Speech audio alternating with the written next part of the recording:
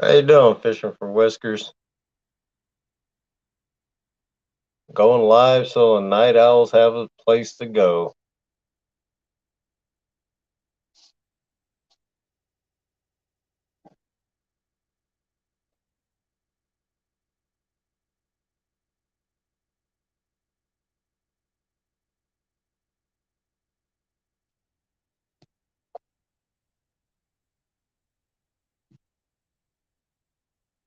Hey, Lynn. Thought you was going to bed. Chucky, thanks for coming in. Amanda.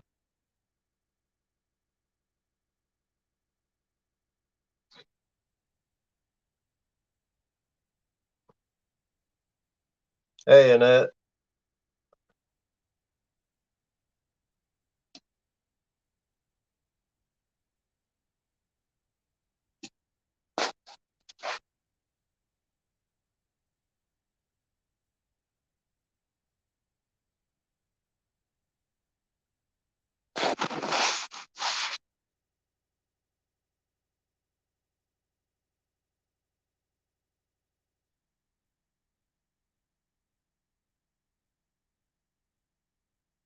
Boy, oh boy. This thing's acting up tonight.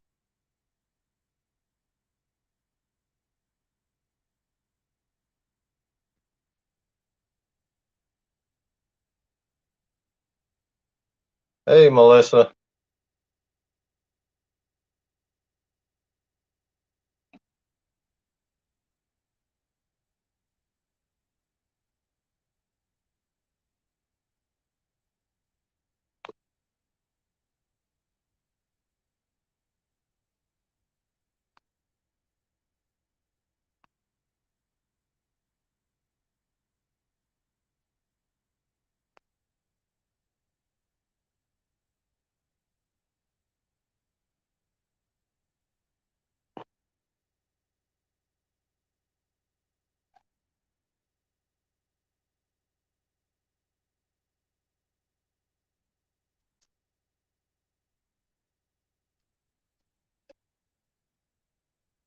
And some reason, this is acting crazy.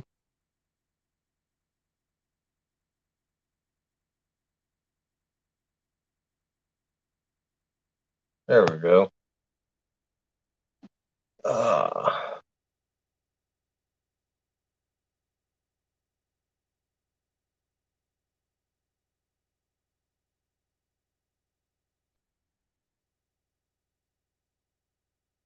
where'd Hogleg run off to, Melissa?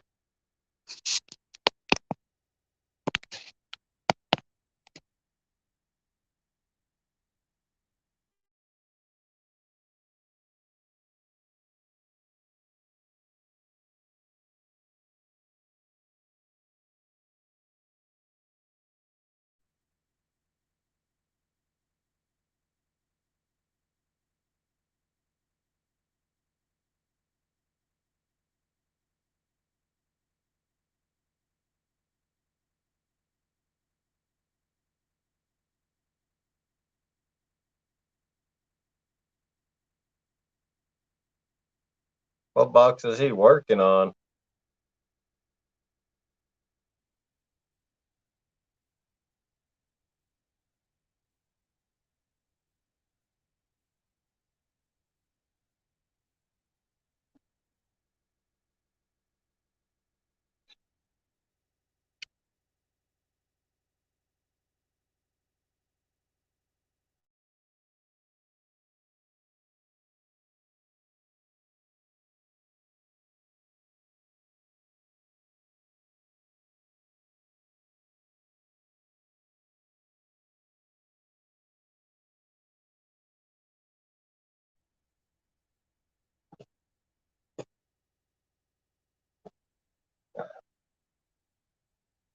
So, you guys can see that. That's something Audra's been working on. She did that freehand. She didn't copy nothing. It just came out of her head.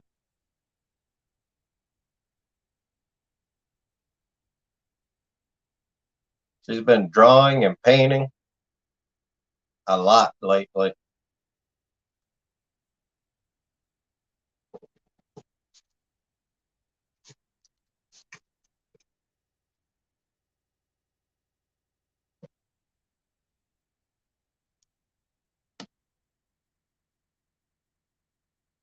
Yeah, fishing for whiskers.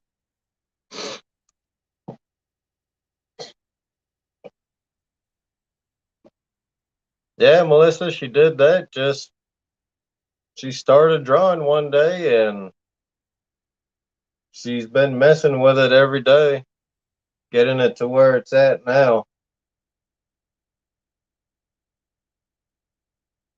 That was all freehand. She didn't look at nothing. She didn't copy anything.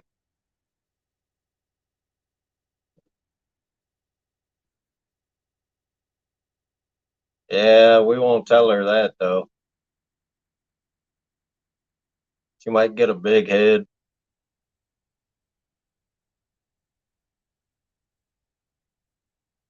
Nah, I tell her she is. That's just natural talent right there.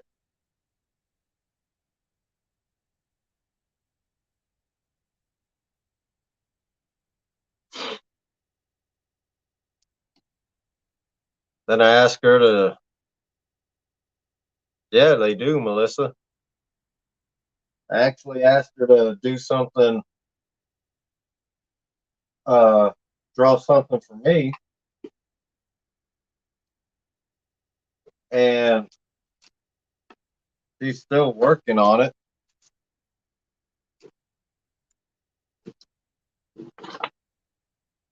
That's the state of Wisconsin there.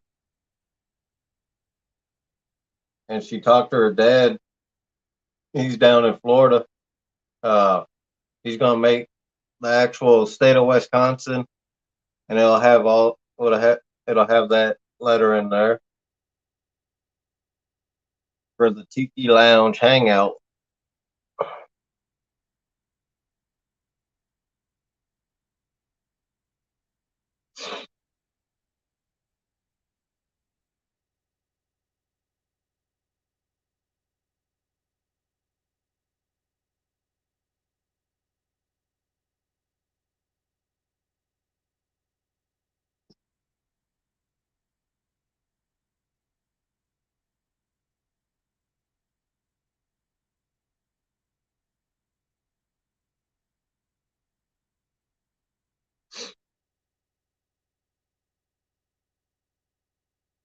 So went live last night. Went actually we went burbot fishing last night. Didn't catch nothing.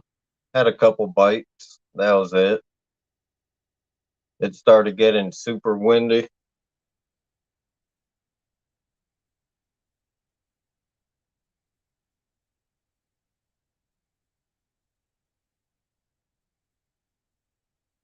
Yeah, I've been buying her paint and stuff too.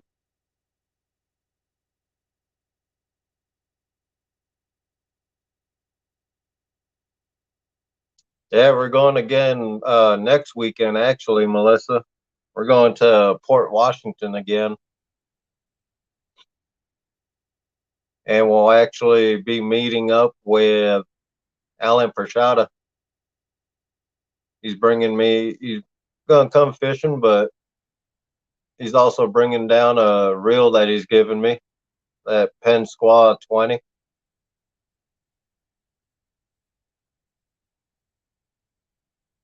because he said he'll never use it. I'll put it to use.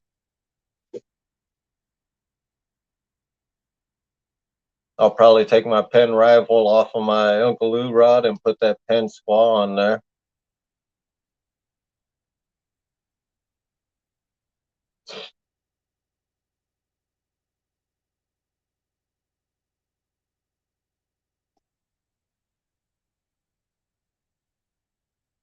Wonder where old Kenneth is tonight.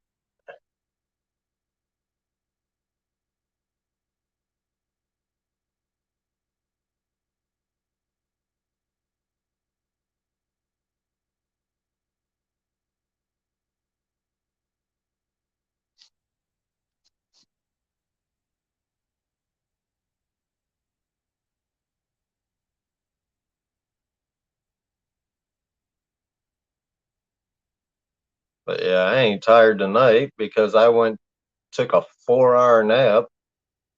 Slept from about 3:30 to 7:30 today.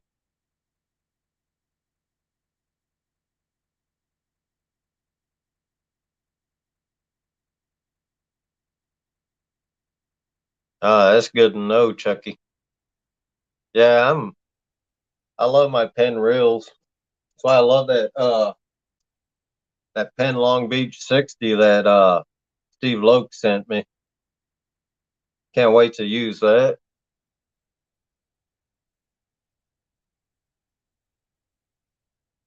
But I'll probably use that on the Mississippi when we go, or the Wisconsin River up here.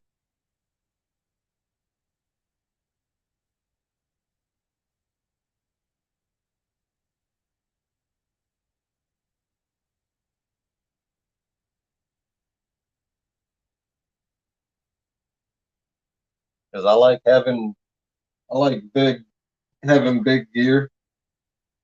Because guys up here, they're using reels like this to chase king salmon.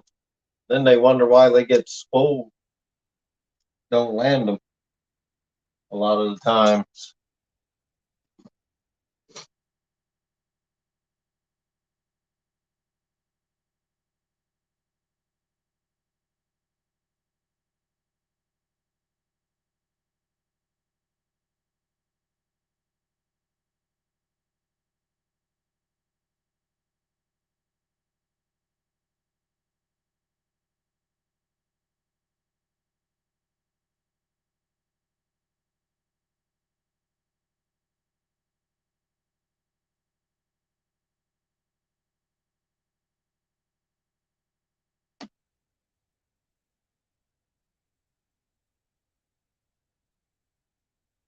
Hey, Solo, thanks for coming in. Melissa, I forgot about that actually. Good thing you put that reminder up.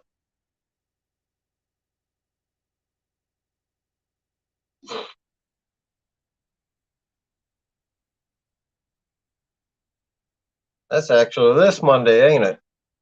Yep.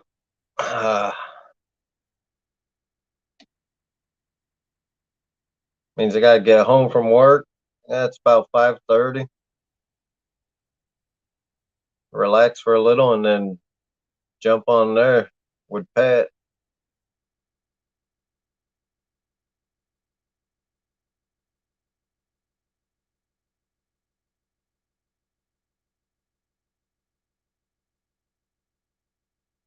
Yeah, I think I actually do got the reminder set on my calendar on my phone.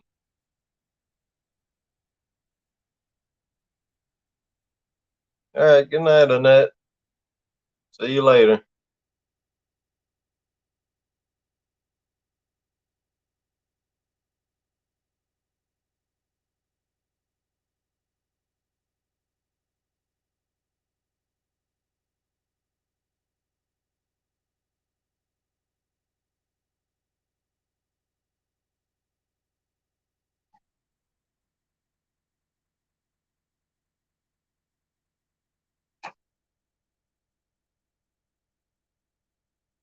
And I actually did buy Audra wanted she wanted some markers or something.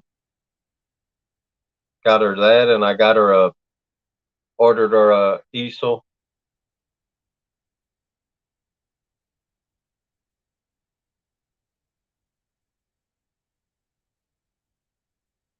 Oh, nice, Melissa. Only a half hour.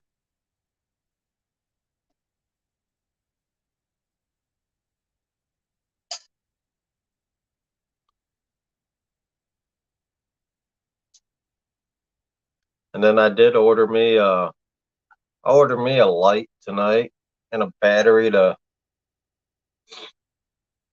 run the thing. It's a lot cheaper on Amazon than buying the battery from Tractor Supply or somewhere else.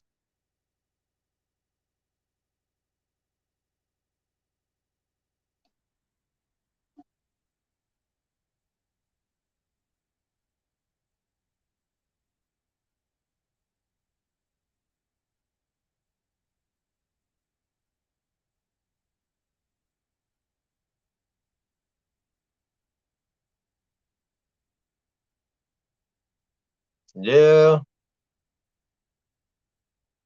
that's for sure, Melissa.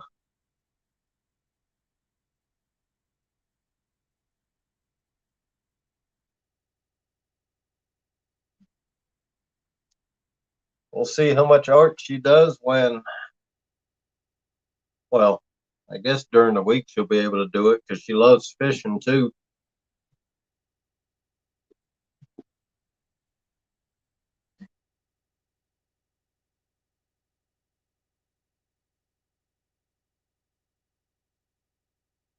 Probably he works 5 days a week, or what, 4 days, 4 or 5 days a week on hog legs.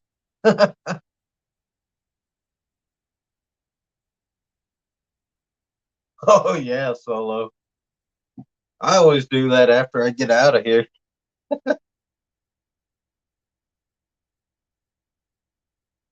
How you doing, Mark? Thanks for coming in.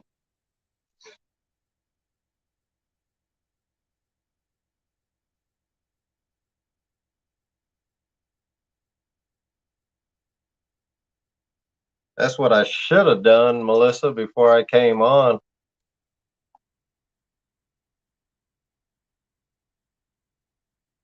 I should have blew his phone up. I bet he's awake.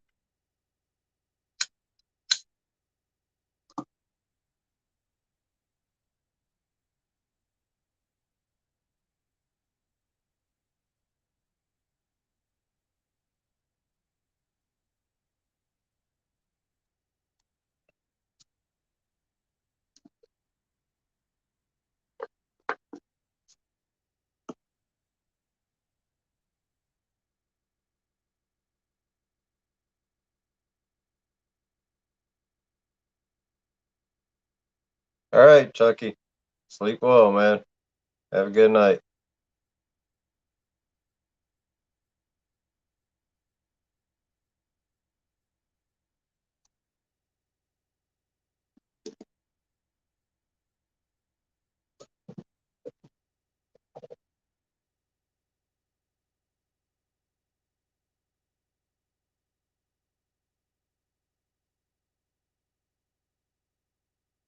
Solo, I was living in Cleveland, Texas. That's about 60 miles north of Houston. When I was there, I fished everywhere in Texas, but mainly fished the Trinity River and Lake Livingston. But I fished, like I said, I fished all over. But my main bodies of water was Lake Livingston, Trinity River, and then Galveston.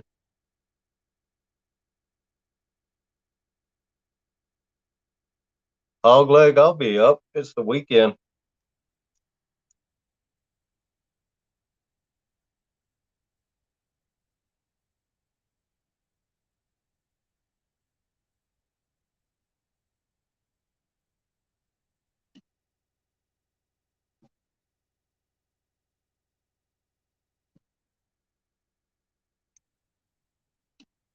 Yeah, Solo, if you want, if you do, if you like white bass, man, Livingston used to be, Lake Livingston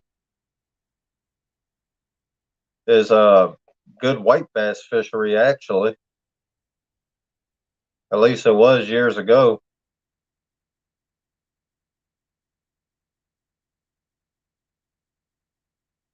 Yeah, I tried during the weekdays,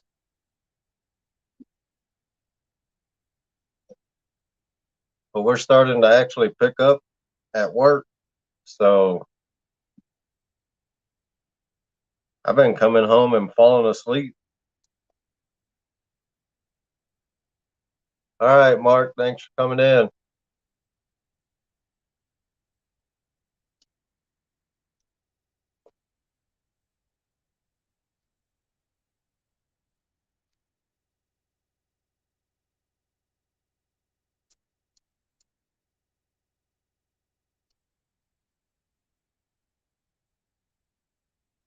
Yeah, Solo, me and my when I was in my 20s, me and my old boss, we used to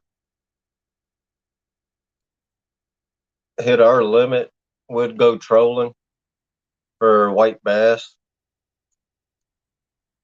We'd throw out noodles for catfish. We'd cut pond noodles down, the floats for the noodles for pond that you use in the pool. We'd make pond, our noodles that way. Throw PVC pipe down the middle and tie about a 2 foot leader on it. Catch catfish while we was trolling.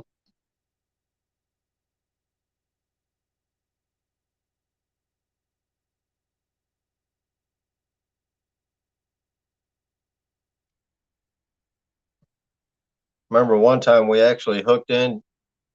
There's a big blue that actually we had to chase down.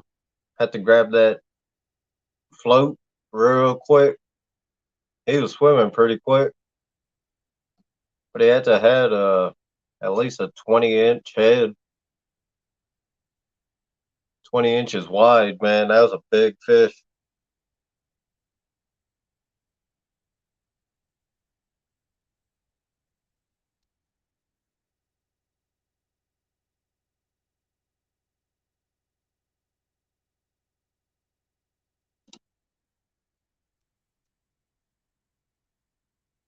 And then for like, we'd go in the flat bottom and below the dam in the Trinity,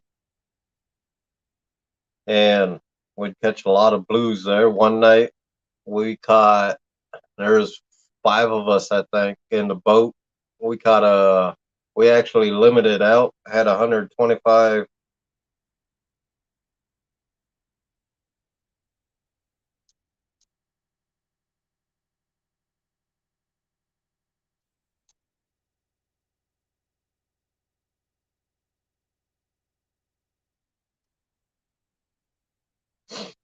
Caught a lot of nice gar too out of the Trinity River.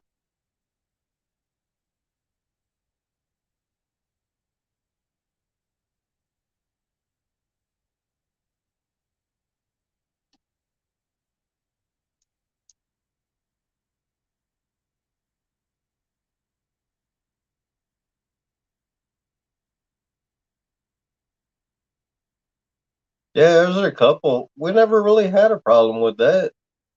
We had a couple that we actually kept a gap in the boat where we could grab the line if it went under.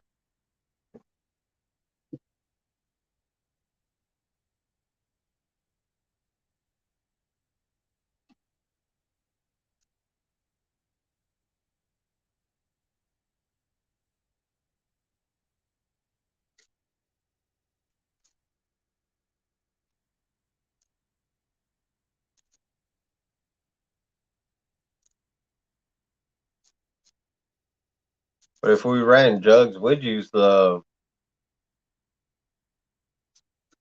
milk jug, the 1 gallon milk jug.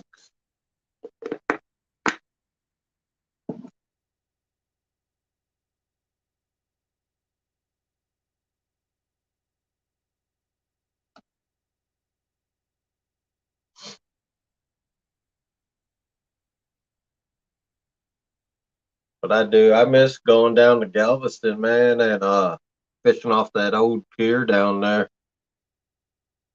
Where I caught my 50-inch red, my bull red.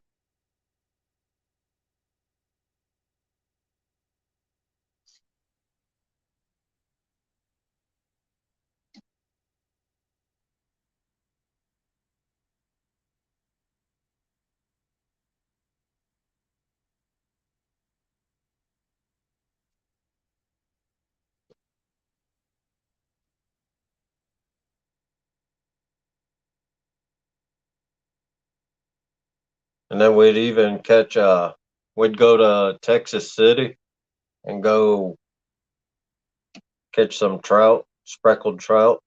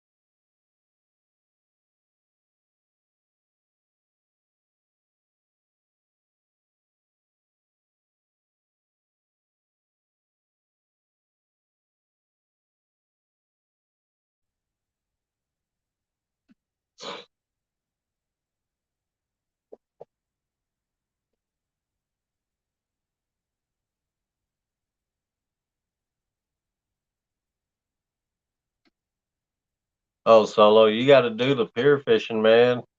You got to go back down, get you about a 12-foot rod with a nice big reel on it, and about, I don't know, I use 20-pound test, but I'd probably go with 30 now. Stop at one of the bait shops and get you a bunch of blue crabs. They have them cut in half. Just put that on the whole hook, that whole thing on the hook,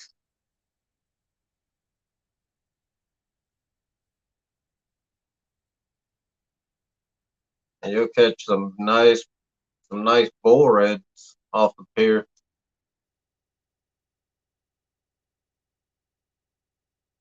Then you can bring light tackle with a popping cork, and because they got the lights on the pier, you can catch freckled trout off of there. Use live shrimp for bait,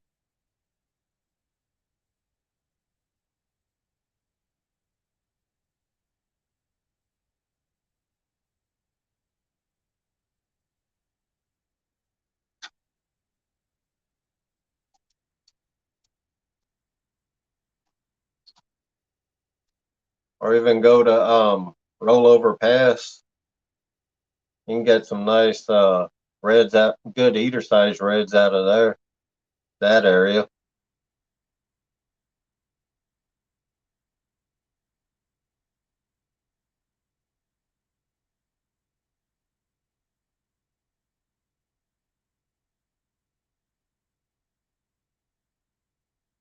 The biggest I've ever caught, uh,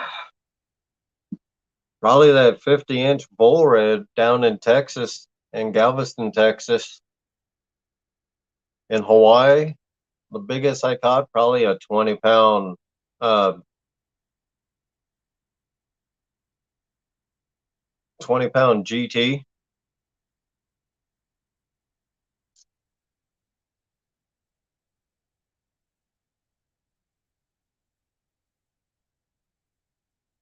I think 5 or 6 foot tiger shark too. I caught. It was about 6 foot, I think, in Hawaii.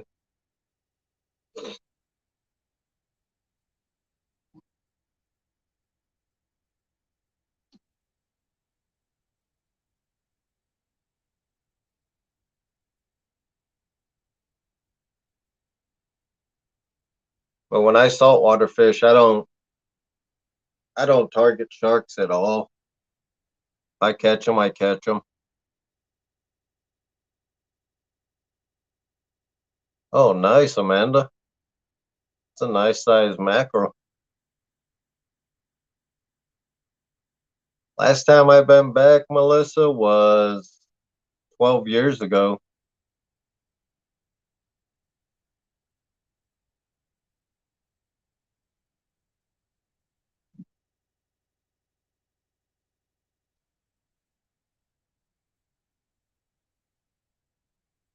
That's just it's expensive to go to travel there. Plus, you got to hop 3 planes from Wisconsin to get there. They like your drawing.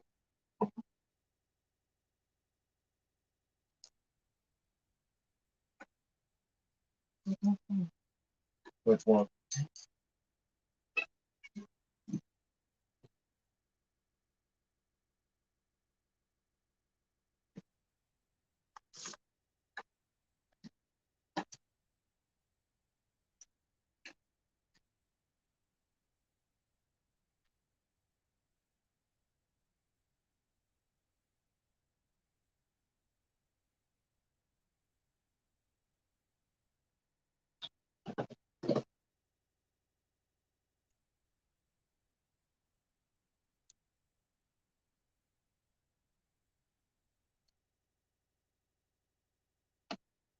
Yeah, If I had the money, Melissa, I would go visit again.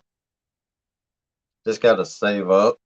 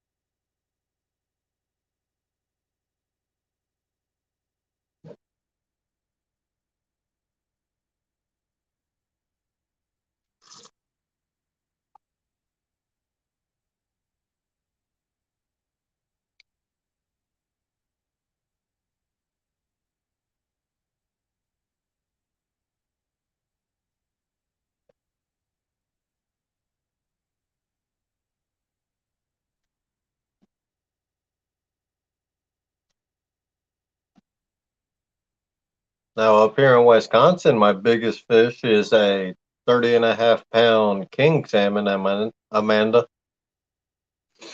That was a fun fight. Took a half an hour to get that thing in.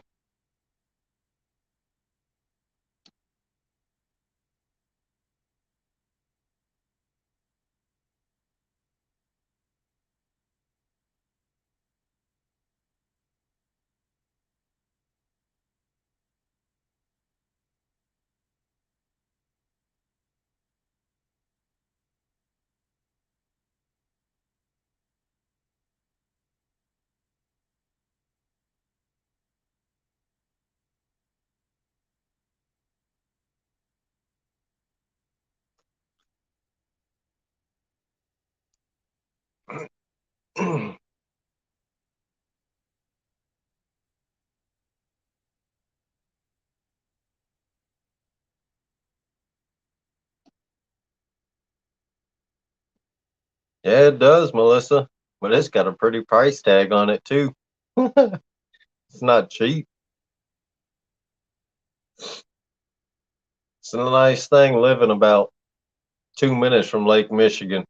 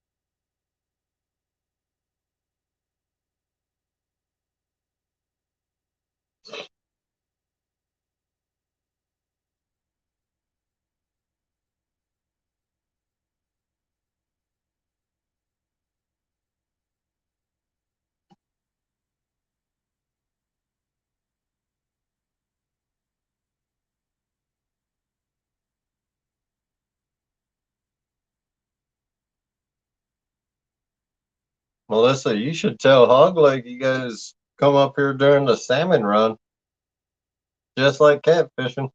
Tell him.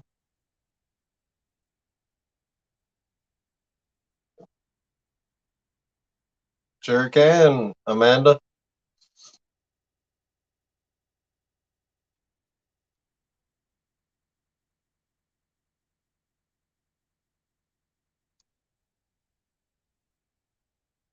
I can make them whatever.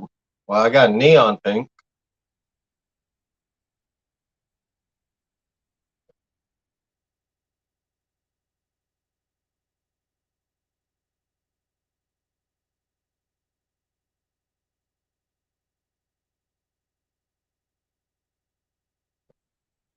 Yeah, I could actually talk to her. She'd probably do it.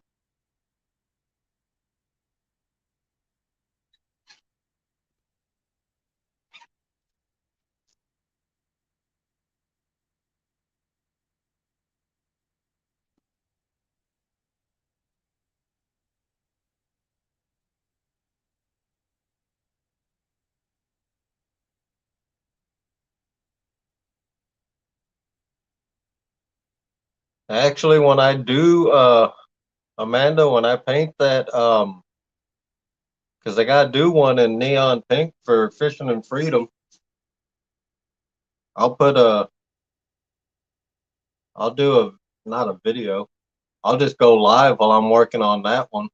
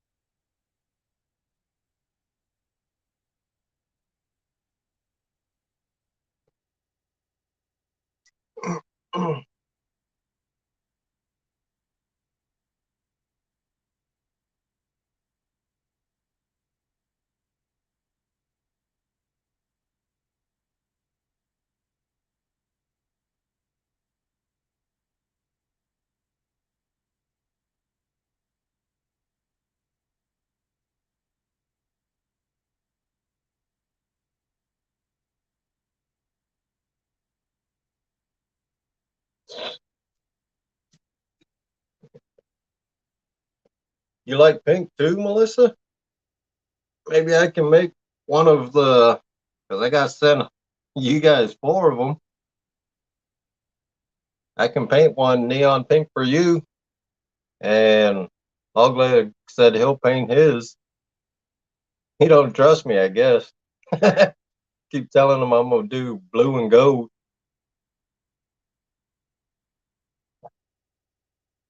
but at least he can't hurt himself with a spray can.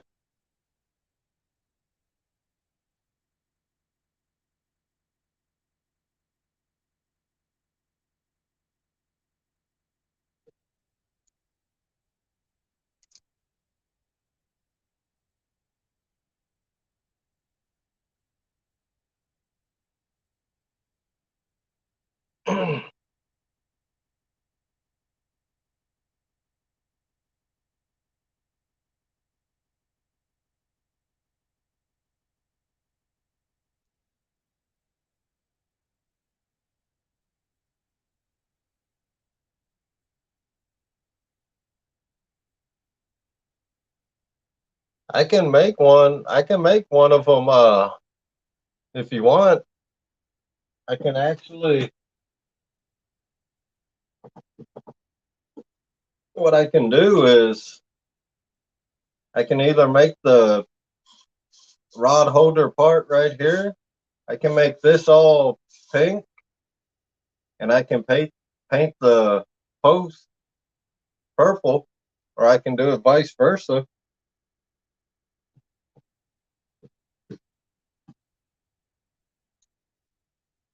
If you wanted that, Melissa.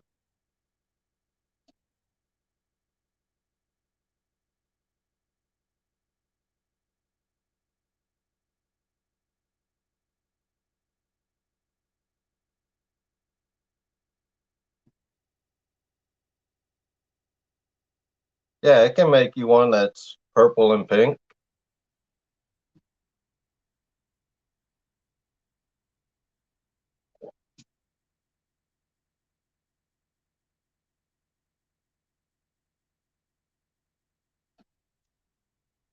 Yeah, that would be halfway for you, Ricky, because you live like on the other side of Texas, man.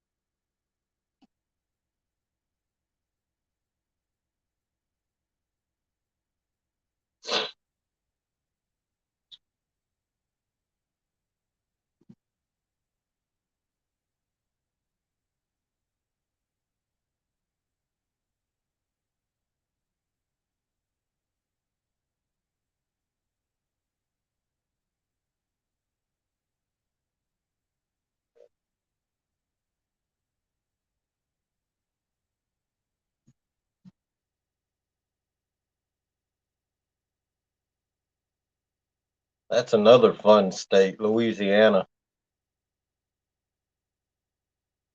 I worked in that state for 2.5 years.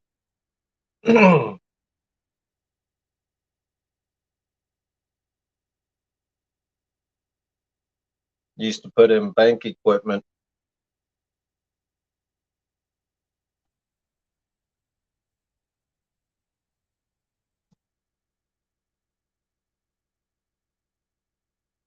How many wires does he got to mess with?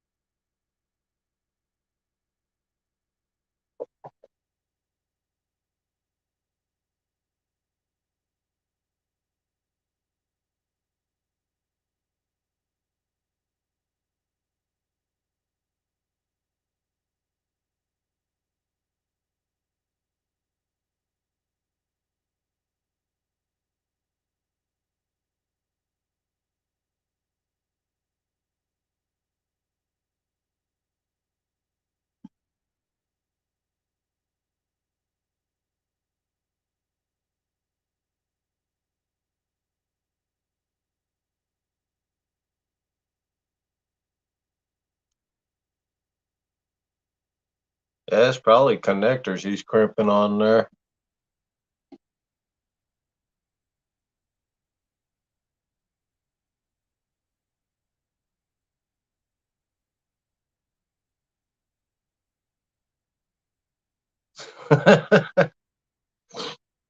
That ain't too bad. I might have to get him to make me a box like that.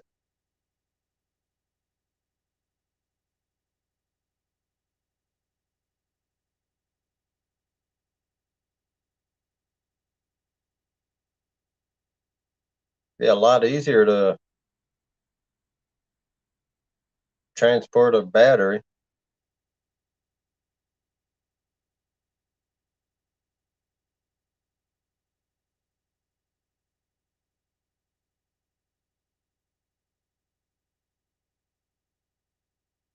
Yeah, it is, Melissa. That like you said, he got it off of Keith's channel, fishing and stuff.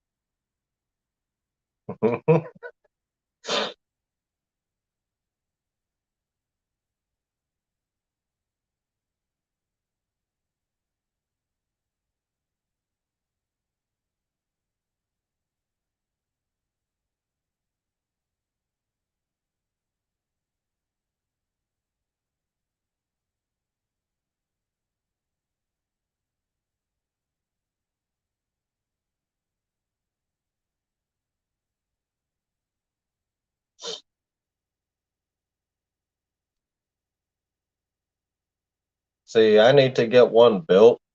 I'll just get Audra to build it, put it together. She used to be an electrician. Get her to mess with the wiring.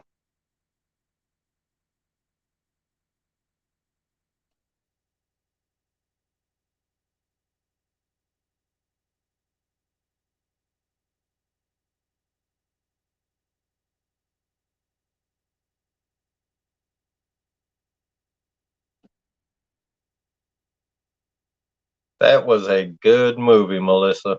Overboard.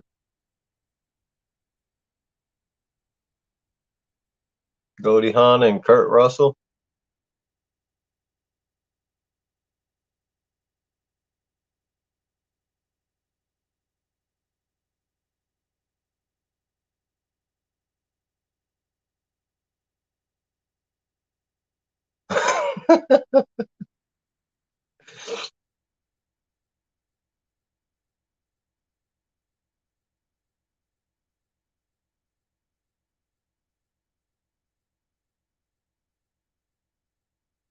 I can't believe those two been together forever. That's weird for people in Hollywood.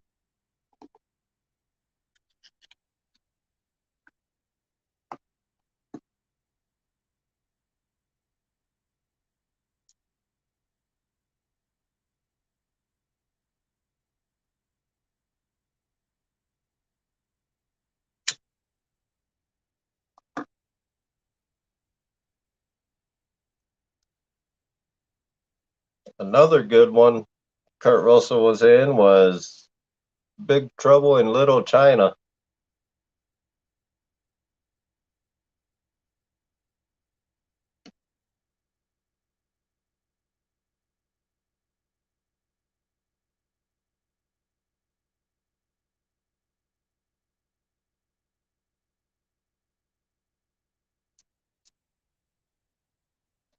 No comment, Melissa.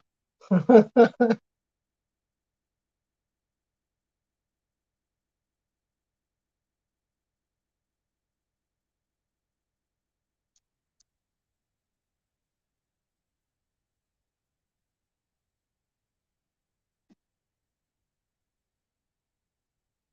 I remember being a kid growing up in Hawaii. We went, me and two of my cousins. My mom dropped us off to go watch Poltergeist in the theater. I think it was two, Poltergeist 2.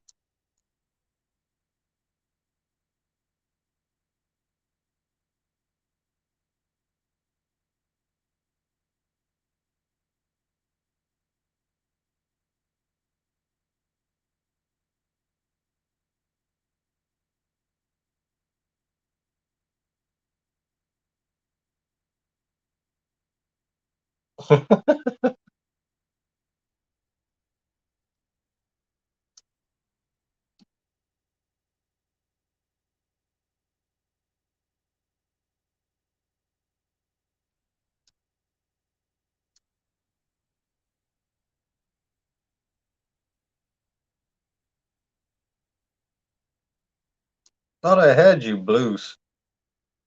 Ricky?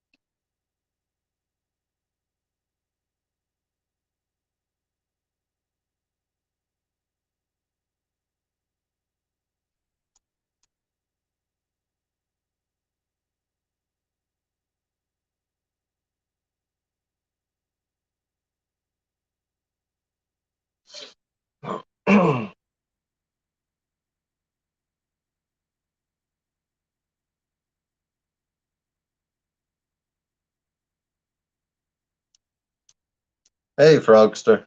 Good morning.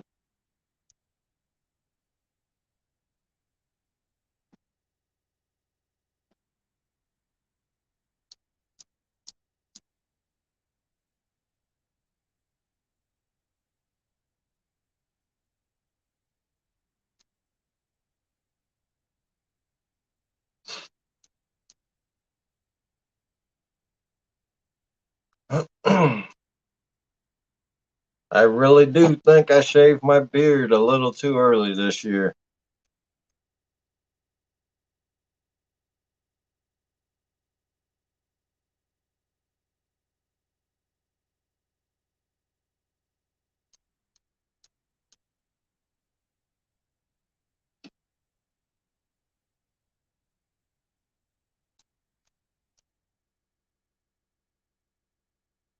Yeah, Ricky, can't wait till you switch to your day shift.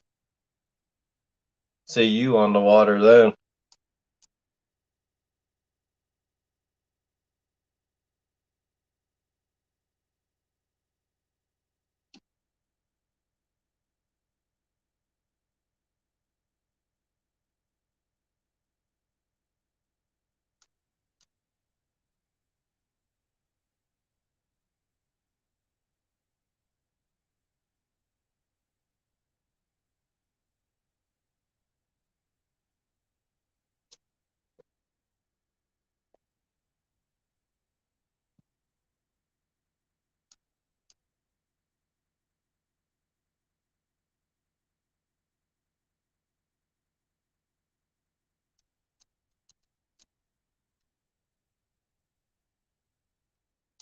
This year, Ricky, you should hit Lake Livingston, man. It's got they got some big flatheads they said in there. I've never hooked into one. We always got blues.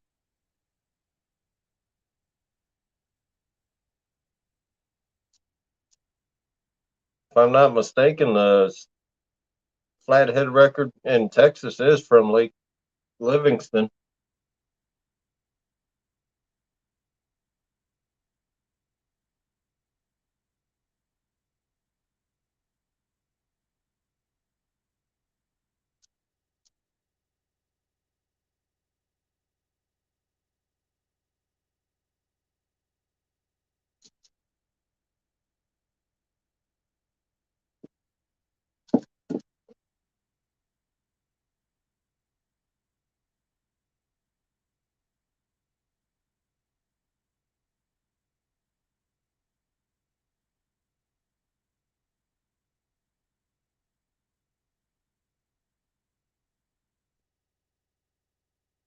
I'll be right back, everybody.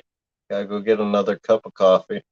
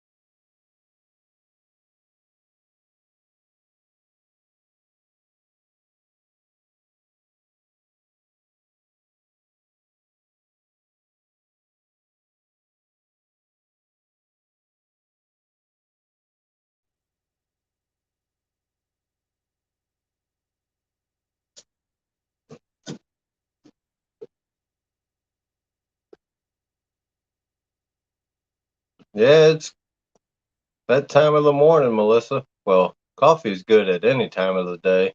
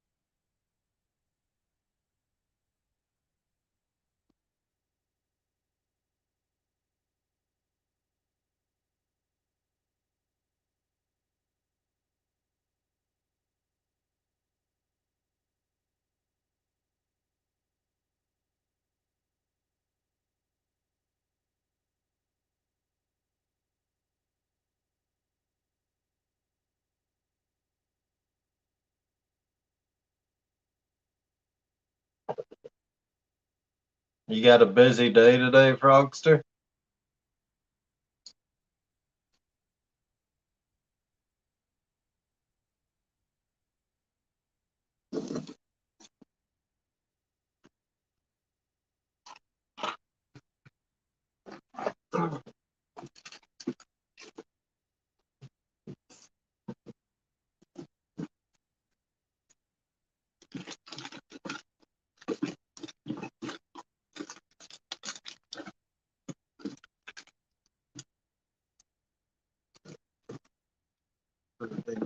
Hmm.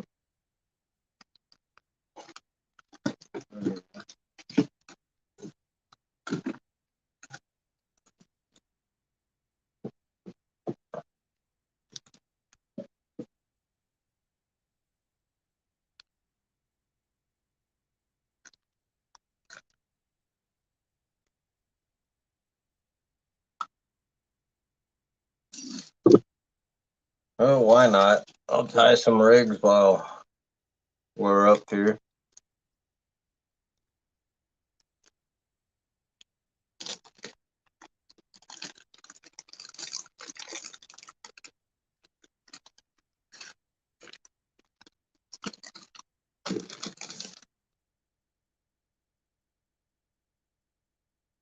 Use those for channels too.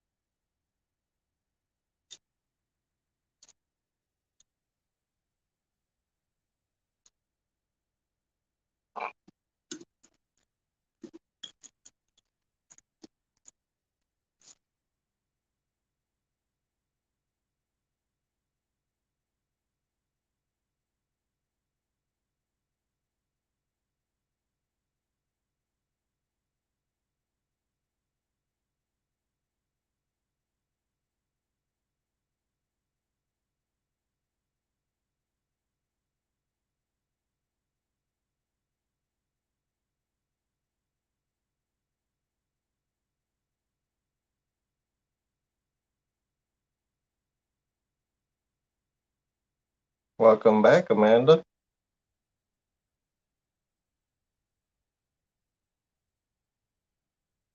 How's JV doing nowadays, Amanda?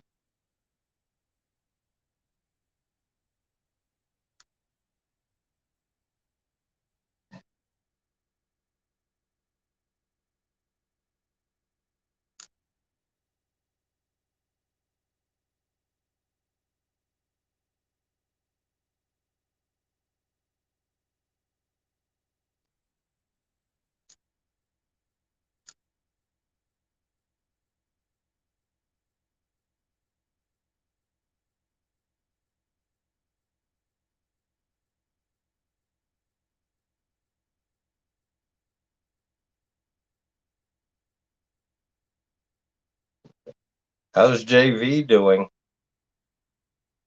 Hey, Boo Raka. I got one of his. Uh, he sent me when he sent me that Bible. He sent me one of his beanies too. It's what I've been using this winter while out fishing. It's actually a very nice beanie.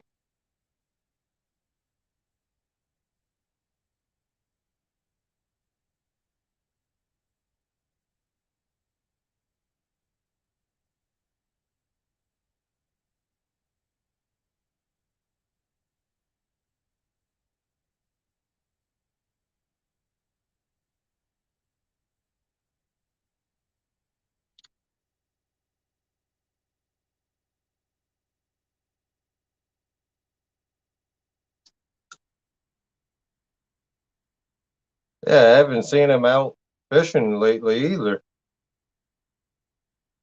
Or I haven't noticed any of his videos. Got to check if I'm still sub to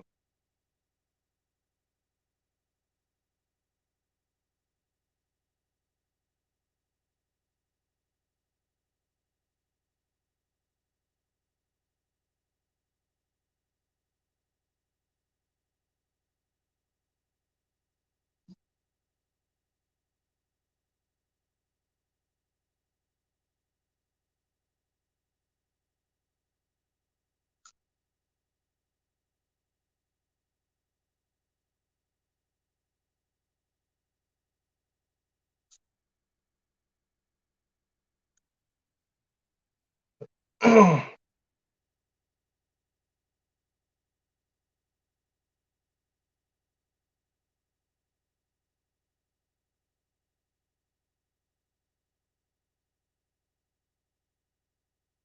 Yeah, weather's been bad everywhere here. But all work and no play ain't no good.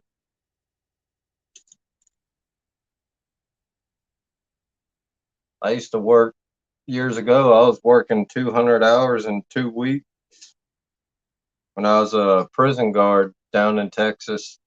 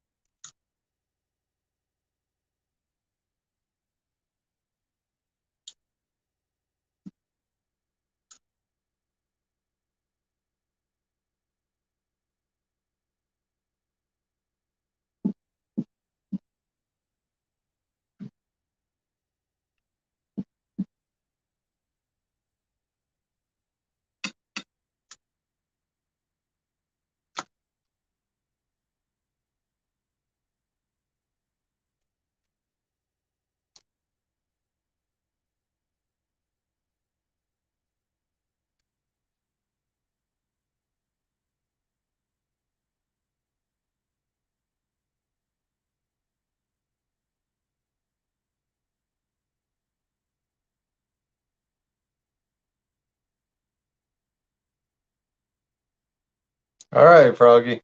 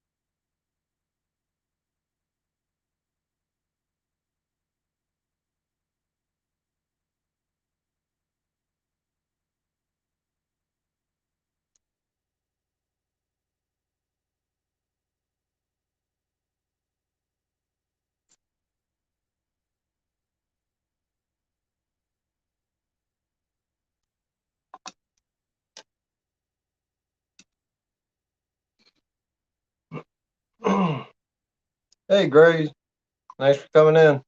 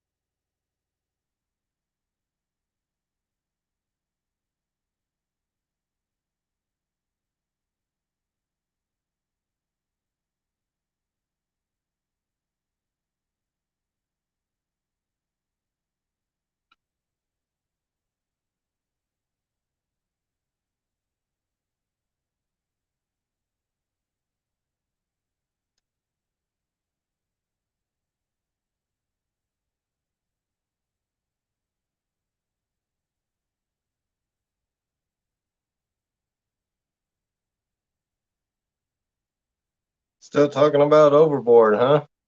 Yep, that's the two names.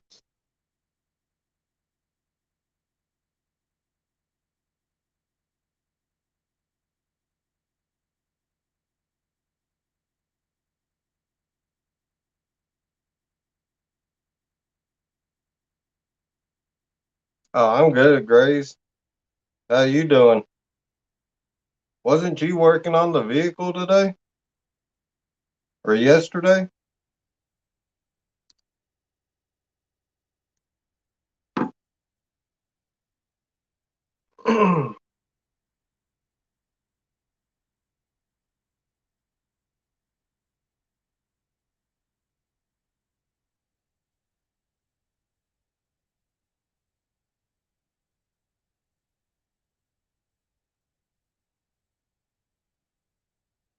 Yeah, see if I got more snap swivels. Make up some leaders with those for somebody I know that uses them.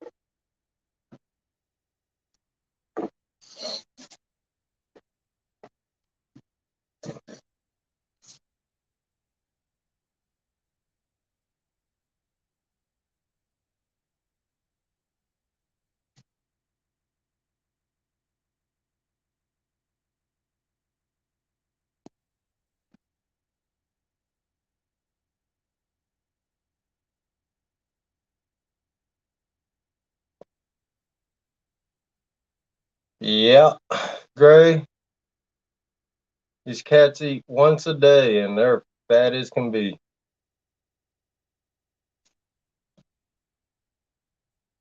Yeah, that's the lazy one.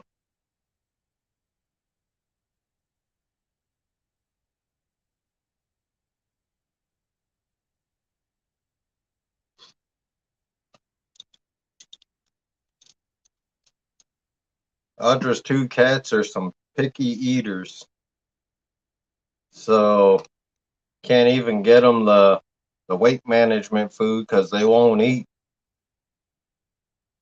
There's only really one kind of food they'll eat.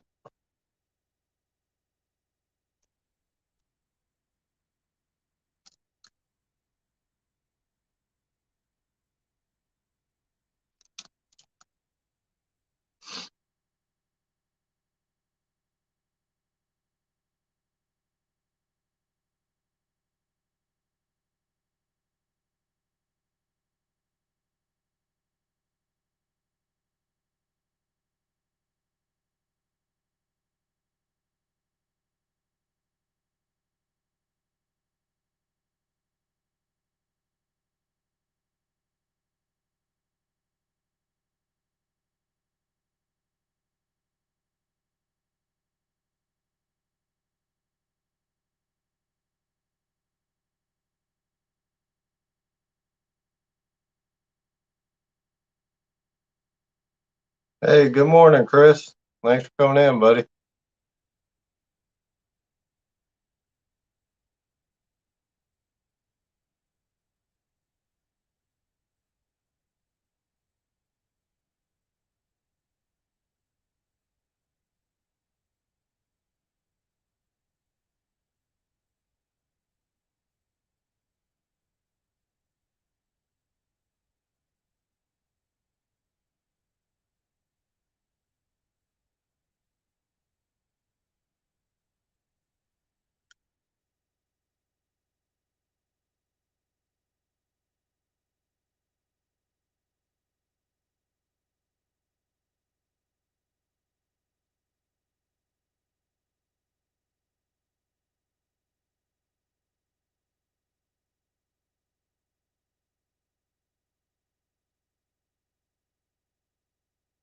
Hey, Brandon. Thanks for coming in.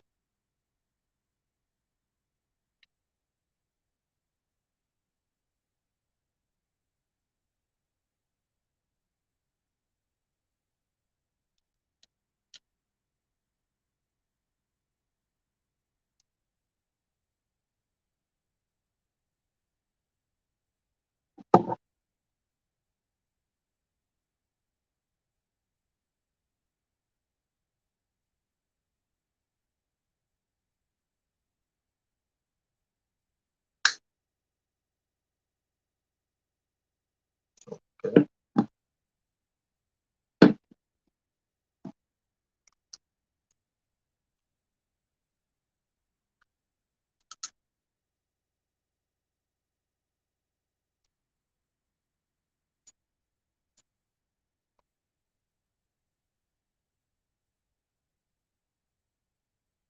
Ah, you at work, huh, Brandon?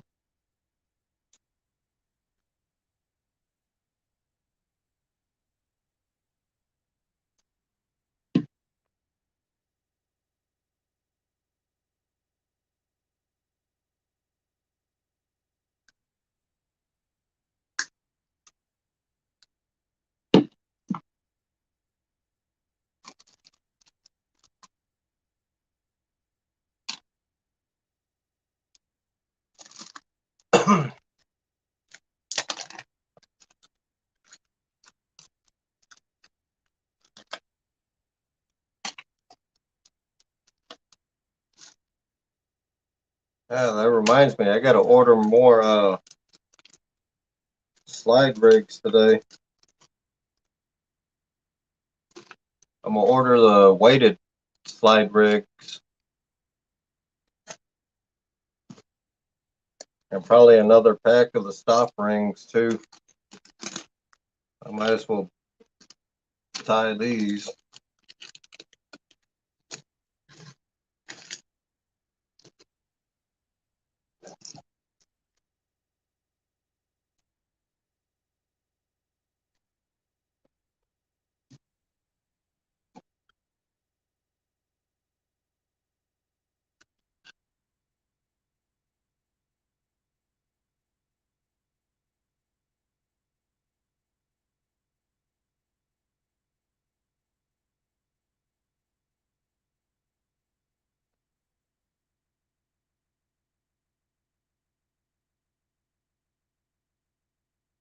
Yeah, it will, Chris. Right now, of course, I only got the not weighted ones, but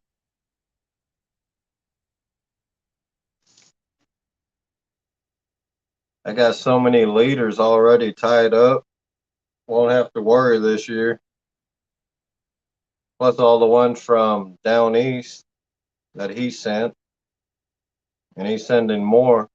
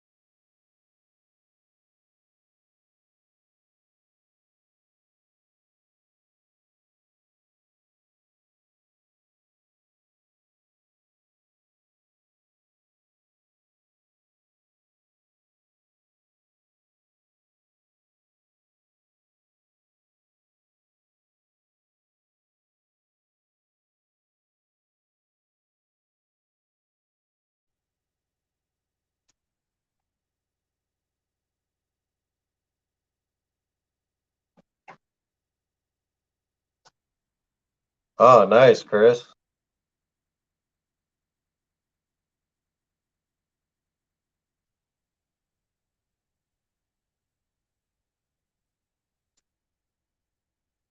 Yep. That's the I'm gonna make different lengths of leaders on these slide rigs.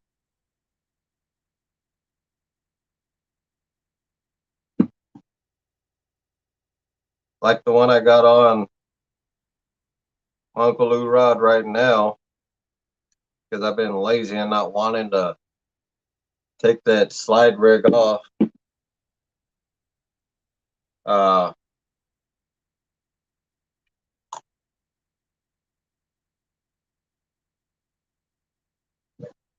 that one's 6 inches, but I'll make them all different lengths.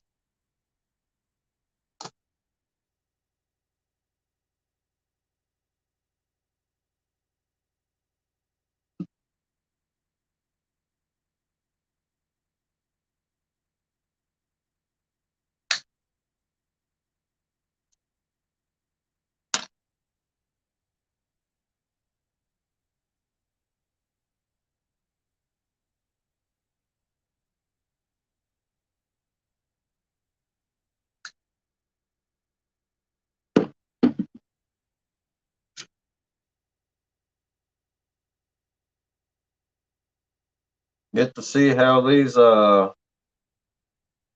hooks that Down East sent me, see how they do, because he sent me just the hooks by themselves. So I'm tying my own leaders with it.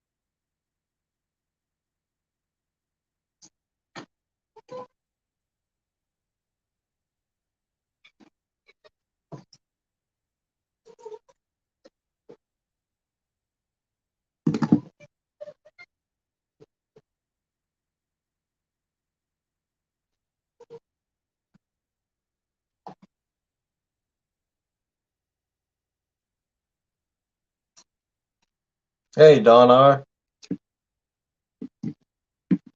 Thanks for coming in.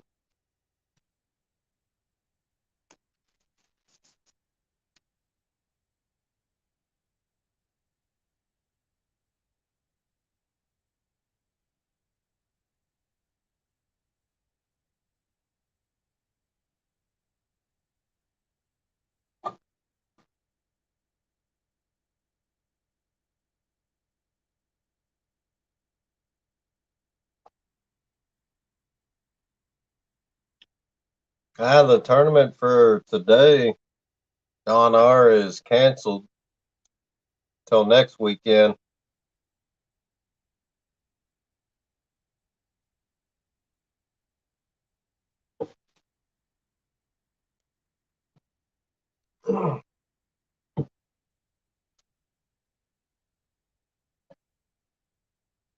Yeah, Chris, I got one.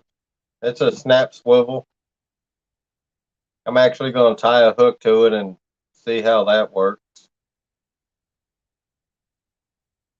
What I did was just push down that metal so that won't come out. That snap won't come out. I'm going to do a hog leg rig. I'm going to save it till Average Channel Cat tournament and beat him with it.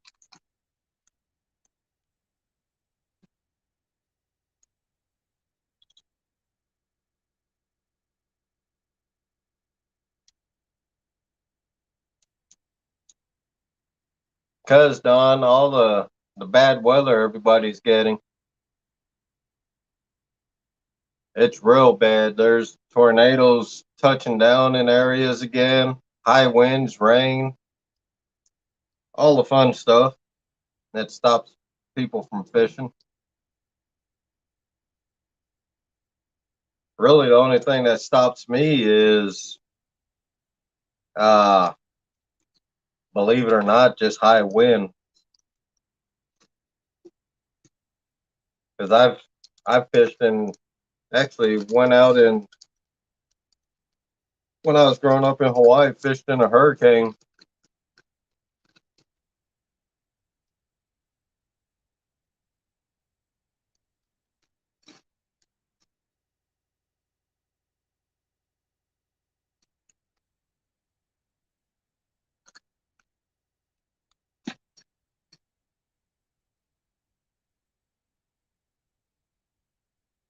All right, Melissa.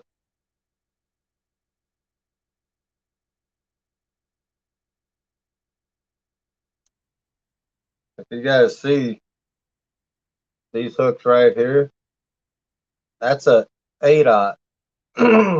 That's from Down East Tackle. Some nice, they're hybrid circle hooks. They're hybrid bait hook, actually. Very nice and heavy duty. They're Japanese made hooks. So they're good quality hooks.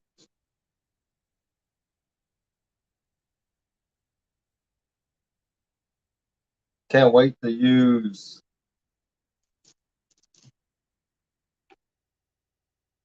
that hook also. That's the Uncle Lou hook. Can't wait to use that too. Pretty much the same design, really.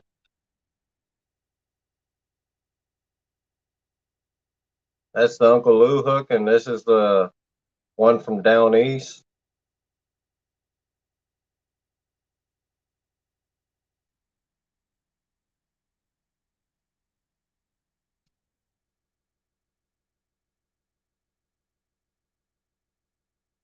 Yeah, Solo. I actually got them last week.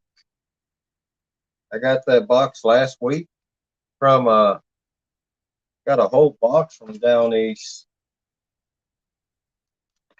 That's his Santee Cooper rig. That's the 150, I believe. Yeah, that's a 150-pound leader on there, and all his rigs are crimp. Got all kinds of stuff. Uh,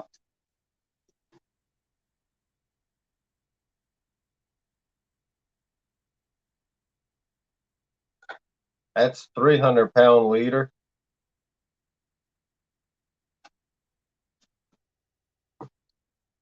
which is this is also the Down East. Um, that's the Carolina rig. I think that 80 pound. All his rigs are crimped, and they're crimped correctly.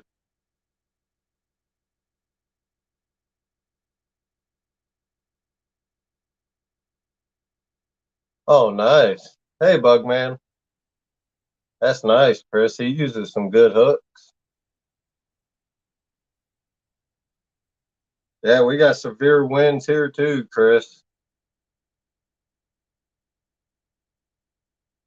Pretty windy again outside.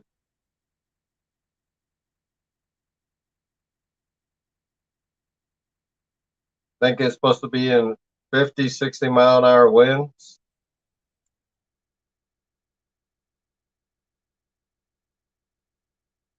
And I think it's supposed to be like 50 degrees, but I ain't going out in no winds like that.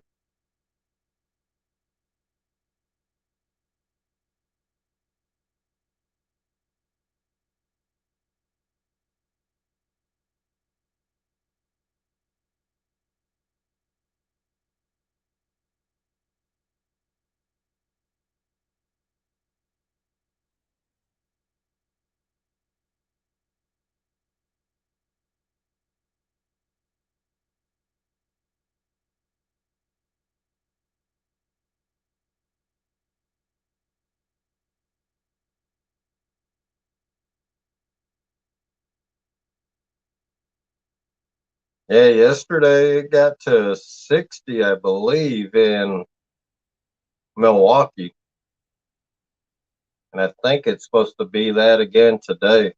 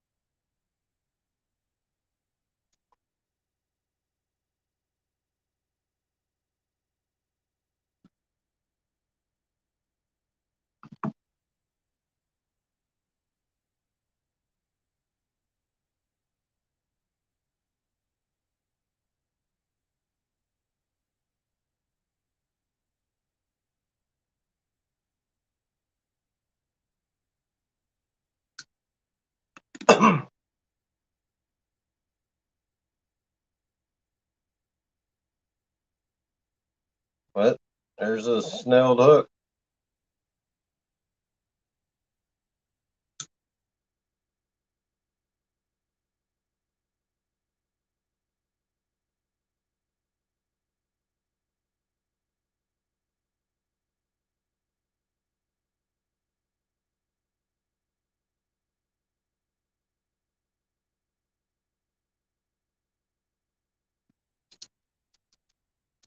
Yeah.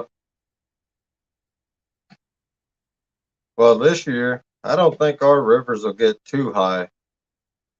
We didn't have, well, the northern part of the state had a lot of snow.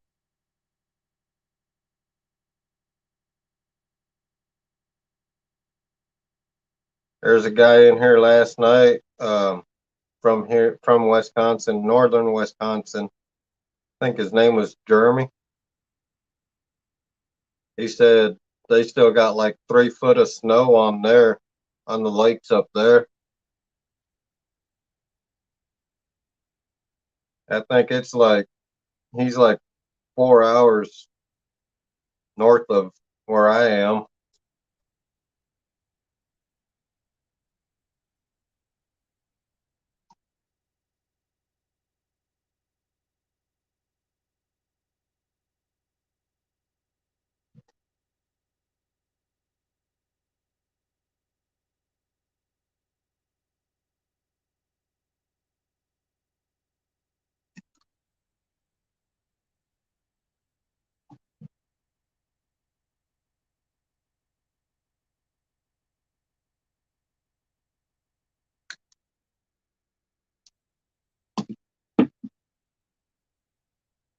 But there's the finished rig right there.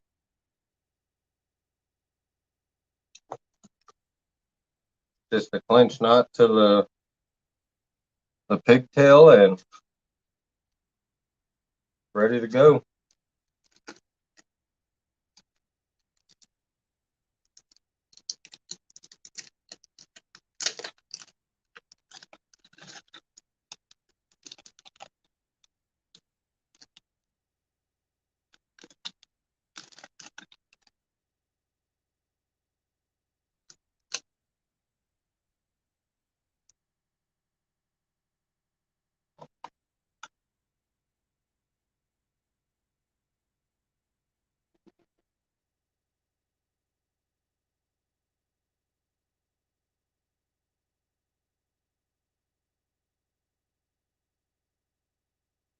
Hopefully hog leg is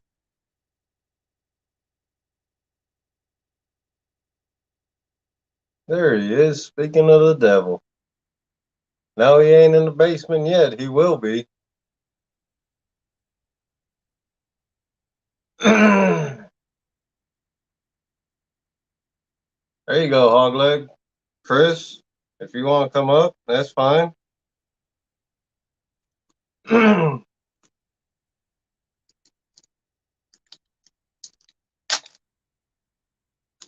Bugman, whoever wants to come up, you are welcome.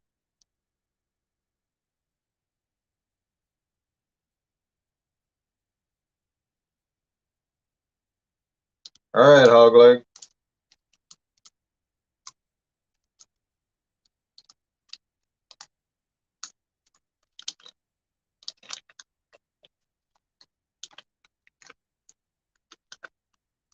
I gotta get all my rigs organized. I might actually do that today. All my rigs organized. I might actually do that. Good. All my rigs.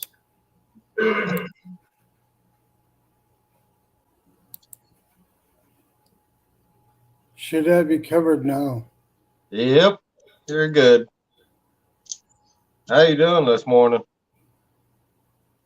Oh, I tried going to bed, but I must have turned to something last night and really aggravated my arm, so Uh-oh. bugs me to lay down. So I've been just sitting here icing and getting ready to go back to bed here soon. Hey, Bugman. But been a lot going on today. A lot of good, Yeah. a lot of good people to talk to and stuff. Mm-hmm. Yeah, I took a 4-hour nap this evening. It was about 3:30. I was watching YouTube, and next thing I know, I was passed out. I woke up at 7:30. Yeah. Yeah, I was just sitting here picking up a few things, and I keep looking at that depth finder I had, so I thought I'd just see if anybody would even be interested in buying it. And got kind of, it was all in fun, but it got kind of silly. And I said, well, maybe I should have approached that a different way. But, so I told him, I said, just send me an email, Mm-hmm. and I took it off my old boat, and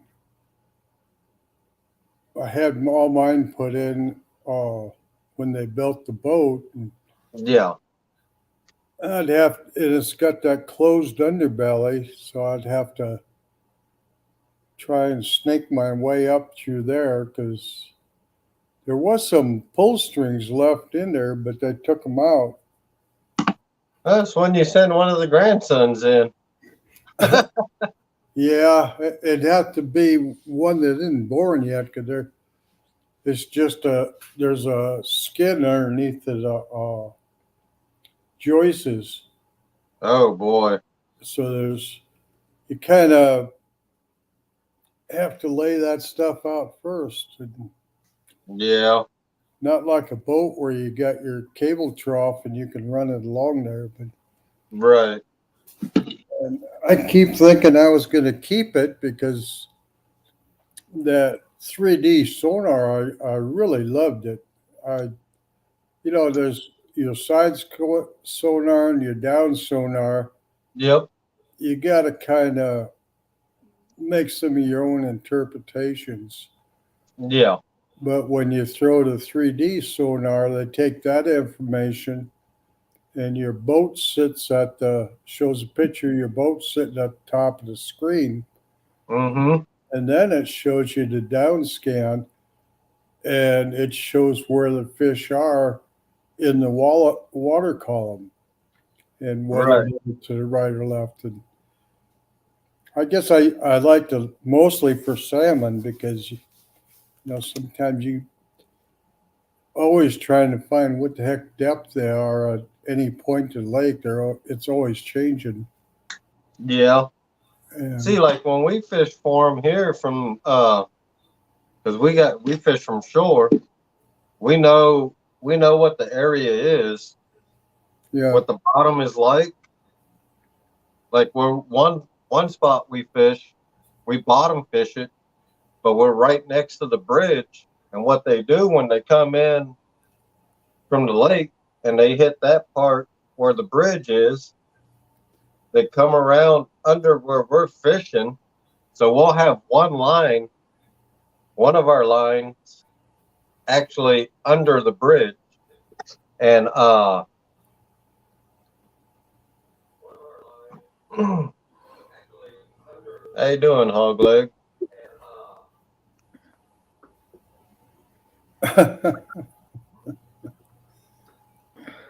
But it's a sandy bottom where we fish. Okay, dokie.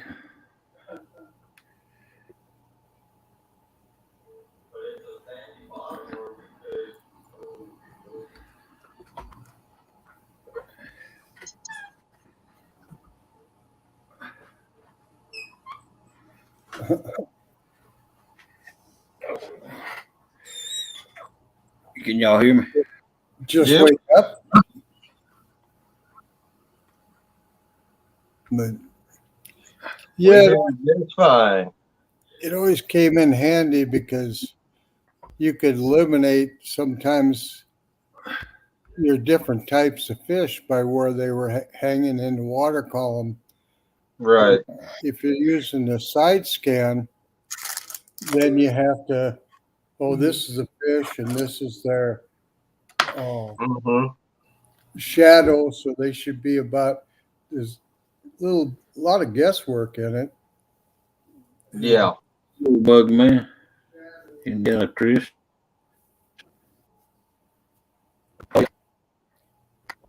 So do you got another depth finder that you're using? If you get rid of that one? Yeah, when I got my boat, I got two on there already. Oh, okay.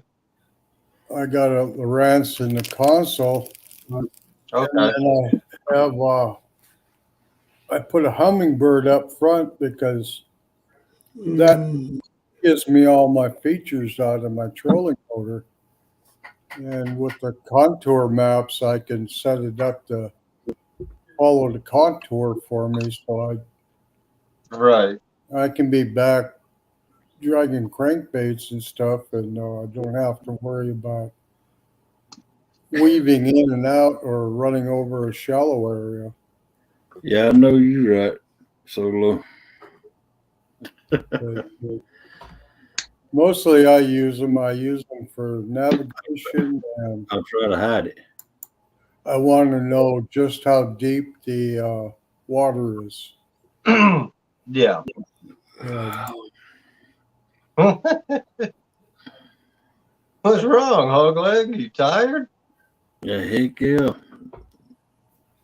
Heck yeah. It took me longer to wire that thing up than I thought. I'm two extra plugs. Oh, you were working on your truck? No, I was working on the battery box. Oh, the battery box. Yeah, my power supply. That's right. I put two more cigarette lighter plugs in it and put a switch on it so it don't, it's not powered all the time. Yeah, started to get mine out and was going to work on it, and it seemed like every time I moved my body, my arm was just aggravated. So decided Right. just sit here and eat some peanuts. And Yeah, you got to rest that arm. Yeah, it's you need to rest that arm. It looks like it's swollen a little bit, Don. yeah. Well, this is probably the worst day I had with it since I've had it. But Yeah. I think Right. somewhere in the night, the Velcro's getting worn and it doesn't stay tight anymore.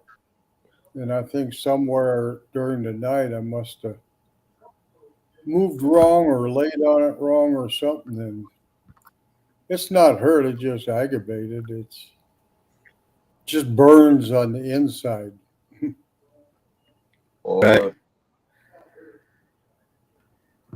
Yeah, we need you healed up. Yeah, because I want to fish against you. We don't need no excuses. My arm. We messing with you, Don. We want to see you out there fishing. Now, Yeah. Miss, what you got to that depth finder? How much what? What all do you have to the depth finder? Everything. Even the Except the transducers? batteries. Huh? Even the transducers? Yeah, the transducer, the 3D box, and then the HDS 7 Gen 3. Wow. Have you got it handy? Do I got it handy? Yeah. Yeah. The memory, right?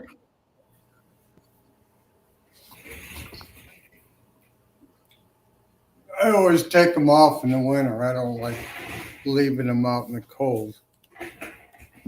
That's a smart thing to do that. But this is the HDS 3. No Right. scratches, see? All black. I'm gonna put you on full It's solo. it's There not you go. even really not really even dirty. But I think it says, yeah, right here. It says that it's a Gen 3 right there. And I was just thinking about how old it was. I don't know. I might even have the mapping chip in there for. That is the one that takes the mapping chips. Yeah.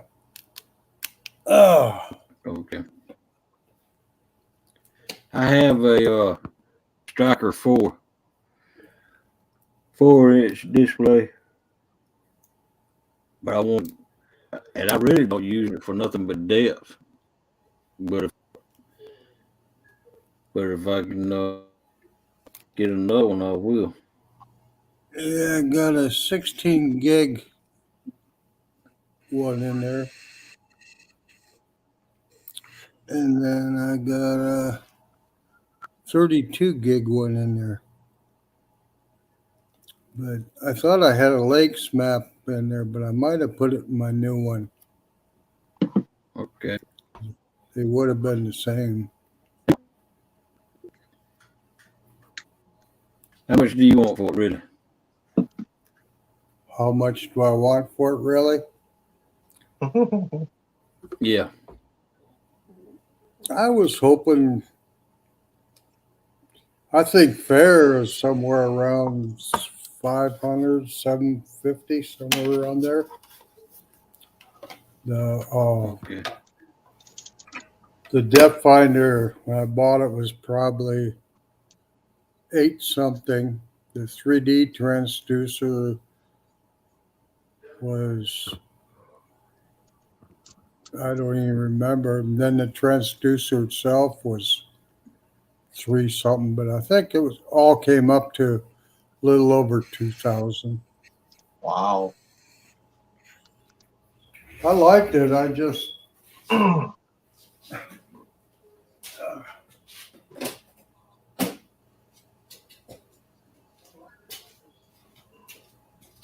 A 4-inch fish finder, huh, Hog Leg? Right. It's just a Garmin Striker 4. Yeah. Those are still good though. Oh yeah. Yeah, it tells you it's GPS and tells you the time of day, the water temperature, the ambient temperature, and the oh, depth. this is, And it tells you all that stuff. You can Yeah. do the this waypoint. is the transducer, Hurt to upgrade though. and you have to have this transducer with it.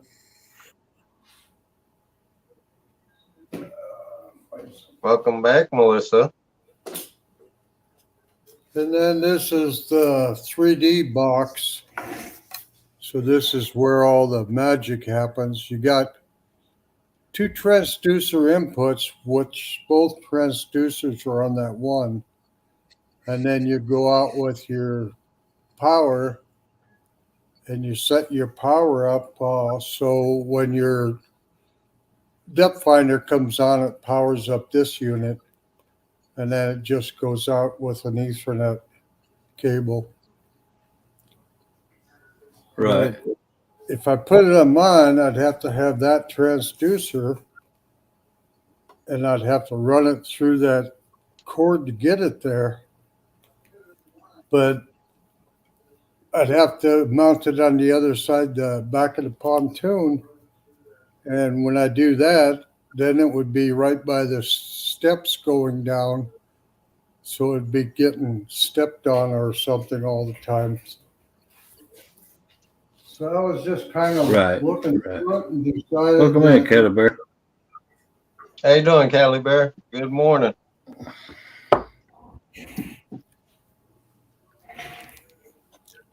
but it was kind of fun, you guys doing that auction thing. But I didn't want somebody to do it and then find out tomorrow they misunderstood what it was all about. Yeah, we were just joking around in there. Yeah. I told Catfish Fever it was a Gen 1 that he just No, bought for $200. yeah. No, for $250. I told him it was a Gen 1 uh, with scratched up screen, sun faded out. Did he just pay $250 for? And then Lynn kind of started pushing Jody's buttons, and Yeah. Hey, Ernie. I Thanks knew for he coming didn't. in. I Good knew he morning. didn't even have a boat. But if you Man. want it, we'll work something out. And if you find somebody that could really use it more than you, you're more than welcome to. Hogleg said, heck no, he can use it. Oh, wait, it's a nice unit.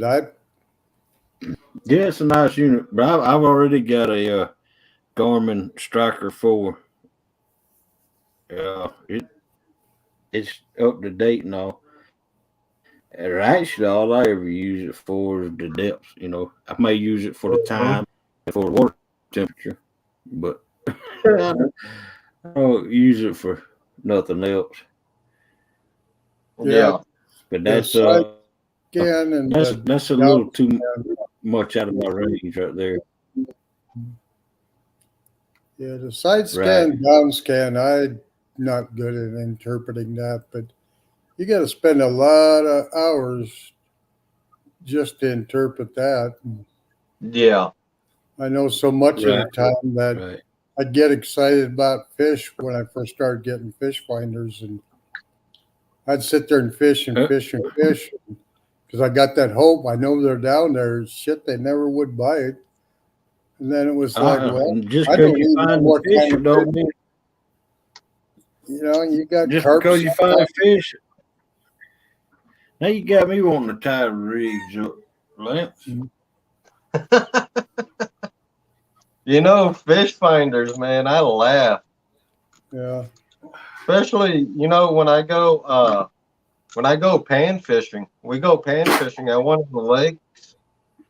Uh we'll sit right there on the boat dock and fish. And these guys are coming out there with their fancy boats, fish finders on them, and they go flying out going to catch fish. They come back about an hour or two later or so, or about 2 hours later, 3 hours. Is what I asked them if they had any luck. They're like, nope, nothing. I'm like, oh, okay. They're like, how you doing? I pull up a whole I yeah, pull a whole stringer up and they're like, how'd you do that? I said, you see this rod and bobber? They're like, yeah. I said, you see the grass over there? They're like, yeah. I said, there you go. you know, I Yeah, got Come but one. out here with you can $100,000 find the boat and you fish. can't catch a fish. It's like, we seen them on the fish finder. They just ain't biting. Uh-huh. That's right. That's right. Just because you find the fish don't mean you can catch them. Nope. I I find can't remember where. some days when it's tough, I'm just as well off to shut everything off except the depth and just look at the water and look at the shoreline and do like I grew up doing, you know. And Yep.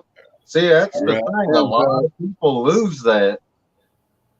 yeah, well, and Once they get a boat, they lose that bank fisherman mentality of reading how to read the land and read the water.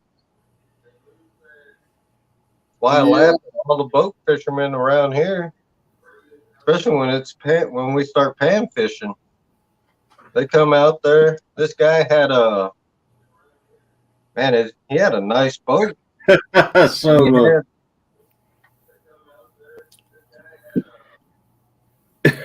Solo wants to know you got a layaway or rent to own payment plan, Don.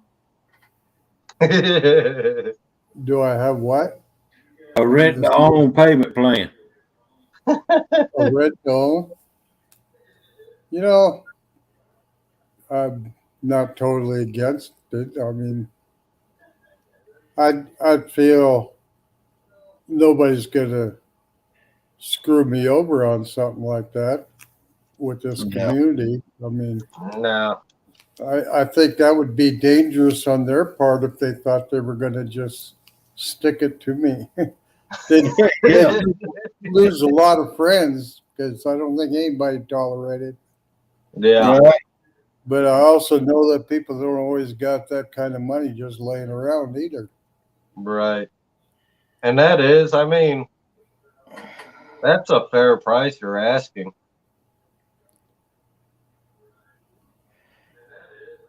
Well, you know, I if it was somebody down the street or putting it online or something like that, I'd definitely probably ask a different price. But Right. I just like to contribute some to the community that has gave me so much pleasure in the last couple months, Yeah. and Yeah, like that ice fishing gear. You'll see me and Hog Leg and my fishing buddy in it. How far is Hog Leg Hogleg? going, yeah. No, you ain't gonna catch this fat boy out there on that ice. Oh, I'm sorry, Melissa, but every once in a while I just got to have something for my fingers to do, and I love peanuts. Yeah, same here. That was one thing when I lived in Suffolk, Virginia. Planters Peanuts was right there, and all the people. And boy, I tell you, I got quite an education on peanuts. I thought peanuts were peanuts, and there's one place I used to order them from down there, and used to, especially when I had the store, I always kept a case in and of different types they had. And people just don't understand going to these old gas station and getting these peanuts that are months and months old compared to ones that have just been Right. but never took a real big liking to That's right in there, Chris.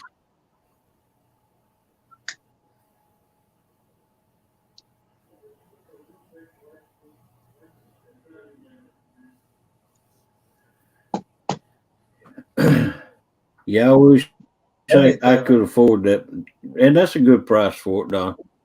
But right now, I just can't afford it.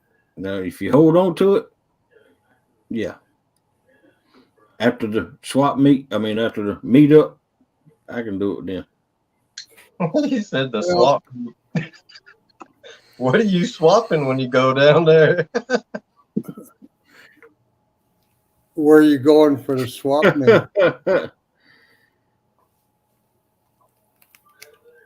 No, I ain't going to the swap meet. I'm going to the meetup in Chattanooga, Tennessee.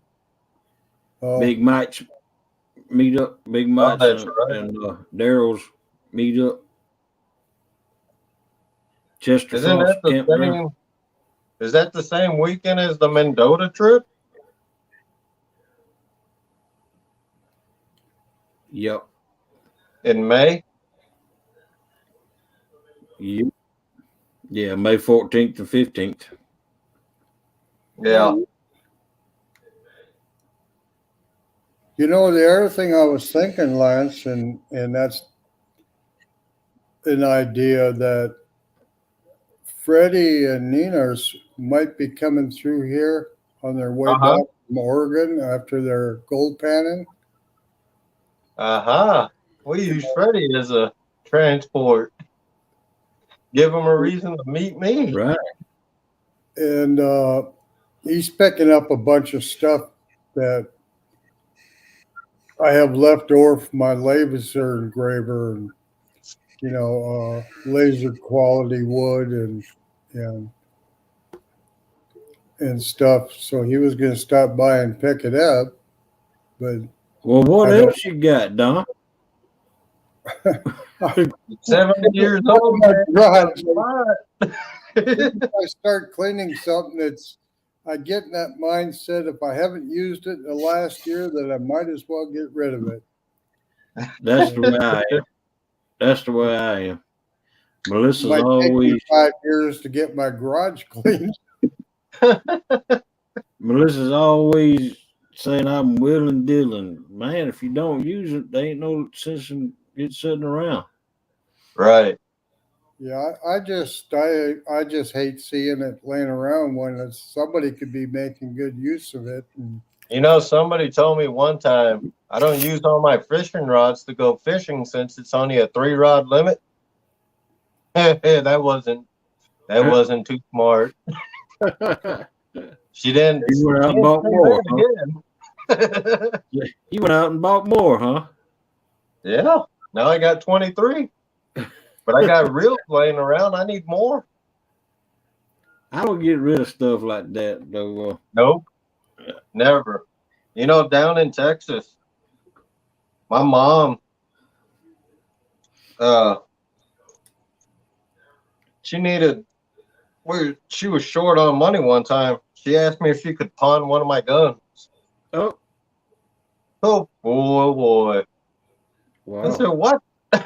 She goes, we need food. I said, you see that gun you want to pawn? That I know she would have gotten out the week after, but I said, you see that? I can take that, go right down the road in the woods because it was deer season. I And said, I shoot, can get food. and shoot food, yeah.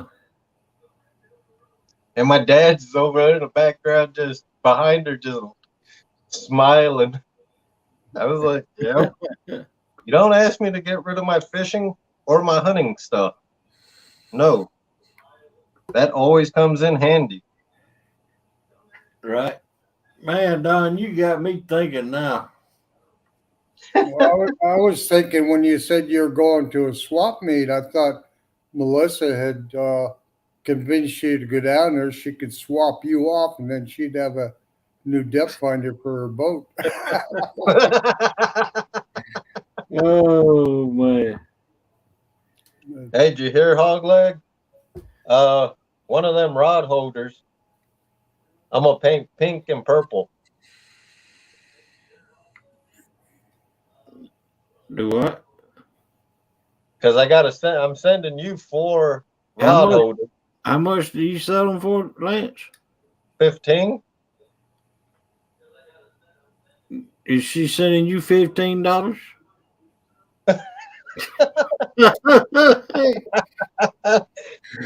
No, Hey, it's all watch right. out behind you. I see the frying pan.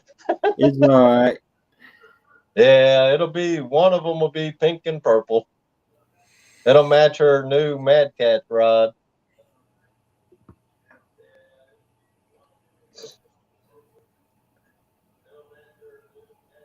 Yeah, my son was here, or my grandson, and I thought everybody had left, and I was sitting here and just kind of putz along, and I'll felt be like my right back. chair bumped into something. Then I looked, and my grandson's sitting right behind me, Oh wow. and he was so quiet. Hey, Miss Joey. He was on his phone doing this. Well, I was watching the tournament this morning, and he was watching it. And what he was doing is he became a member of the channel, Oh wow. and because I've been working on him, he said, Grandpa, I can be your cameraman and your Joey both. And Oh wow. How old is he? about 25. Wow. Yeah, he could be. So he's Wow. last year year before last I kind of got him started. We went to a sportsman show, and I bought a pretty good catfish rod. So then he decided he would buy one too, and so he's slowly getting into it. But I said, there's more to it than just going out with a buddy and throwing a worm in the line in the water and start tipping beers, though. Right. And so he started kind of getting a few things together here and there, and last year I went through and downsized all my tackle. So I took all the tackle out, and I kept one of each. And, I had to have 5, 6 each crankbait. And I got these little brown paper bags and got all my grandkids and great grandkids here. And we had raffles throughout the day, and I cooked up a bunch of chili, and then I put it on the big screen how to tie knots, and we went over that some. But I don't know if they want to do it again this year or not. But I had a lot of good poles that I just didn't use anymore, and I had some new ones that I didn't use. Right.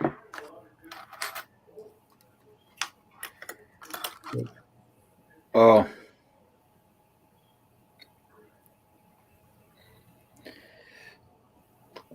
Well, that's good. Who's he come a member of Catfish and Crappies live? Yeah. And I said, this is what we're going to be doing in April, and I really need your help. And, I kind of was telling them different people and kind of what they were like and everything. And he just really got excited about it. I Right. said, well, you need to get a YouTube page and start picking up some subscriptions, and we can do this together just between the two of us, or have a lot of fun. If you want to know how I'm doing fishing, you can come check on me. That's right. That's Uh, exactly right. I said, it's just, That's good. You got a member of your own family interested in helping you out.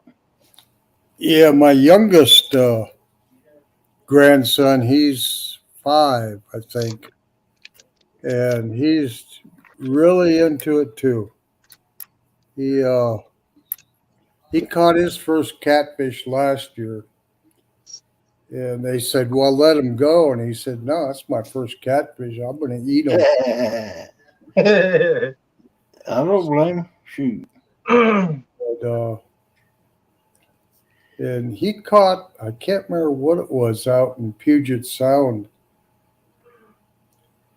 I think it's just some rockfish on his little, like, Barbie pole. You're right. And then last year, my oldest great grandson went with me and caught his first walleye ever. Huh. And so I got them all ages, but Right. some of the older ones, when they got to be girling around, they just kind of couldn't get them to go my way either. They go with these girls that are going down the lake skinny dipping, or should they go fishing with Grandpa? And I lose.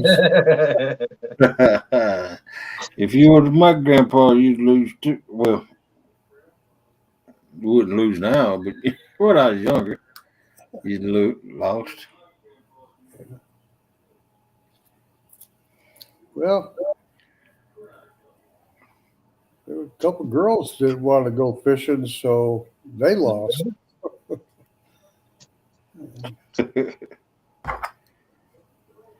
I didn't care. If there was water in a pond, I'd tried fishing it. Yeah, I'm like that too. Just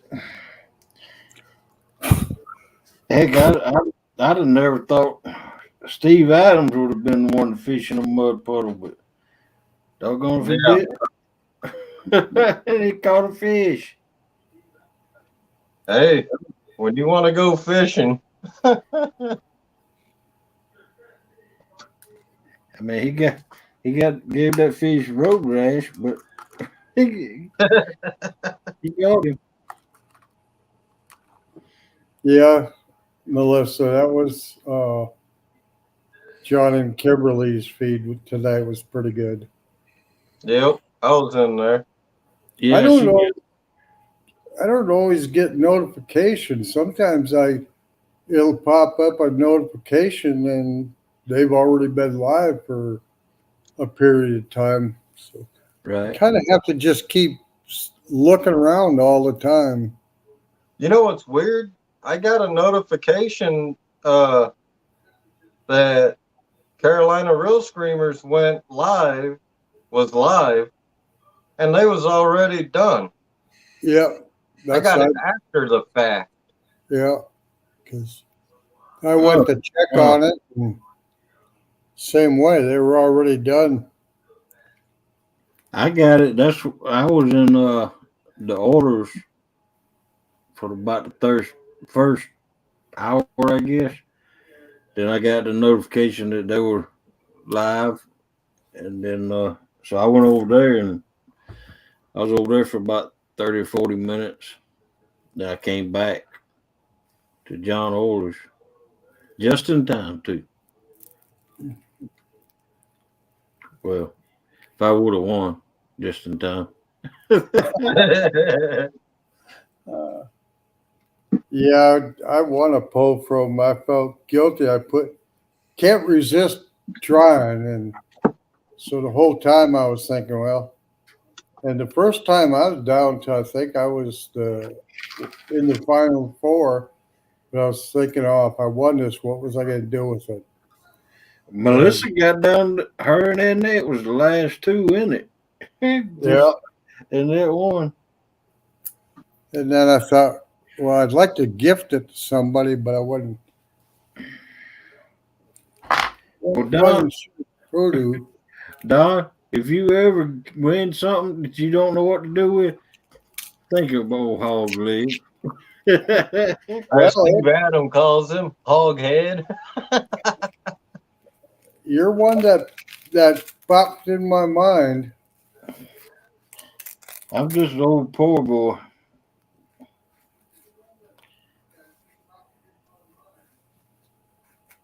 Man, I gotta talk to Down East about getting me some of these barrel swivels here. That's some nice heavy duty barrel swivels. Yeah. Yeah, He had one in with the hooks he sent me. Yeah, Down East wanted me to get him some information for the tackle shop in town that wants to sell out. Yeah, I seen that earlier. And he's got a kind of a friends page, but when I talked to him about it, he didn't really even know it was out there. He said, well, my daughter must be doing that. But they had a few pictures and stuff in there. But other than that, there is no little mom and pop store. You know, it's Shields and that's it. Yeah. You know, up here right now in our area, that tackle shop I told Down East I was gonna talk to about his salmon rigs. They're not even open right now this time of the year. We got one bait and tackle shop that's open, and that's about 20 minutes west of us. That guy is open year round. And he opens at 5 a.m. every day and closes at 6. Yeah, And we have a little one up by the lake where my daughter works. But you know, the last 2 years, his stock has dwindled because he doesn't, you know, he's not on that high buy list. So yeah, he gets his at the end of the barrel, which means he doesn't get much of anything. right. And like Shields, you're lucky if you can find a 1/0 hook for catfishing, and that's about it. Everything else is for something walleye or panfish, and then they, even with the salmon being so big here, they only got one little tiny section for salmon gear. You know, you want some good 1/0 hooks if that's what you're using for catfishing, Don? Amazon got them. I'll send you a picture of the hooks that I got from Amazon. My tackle box is in my buddy's vehicle right now because I just left all my gear in there. Mm-hmm.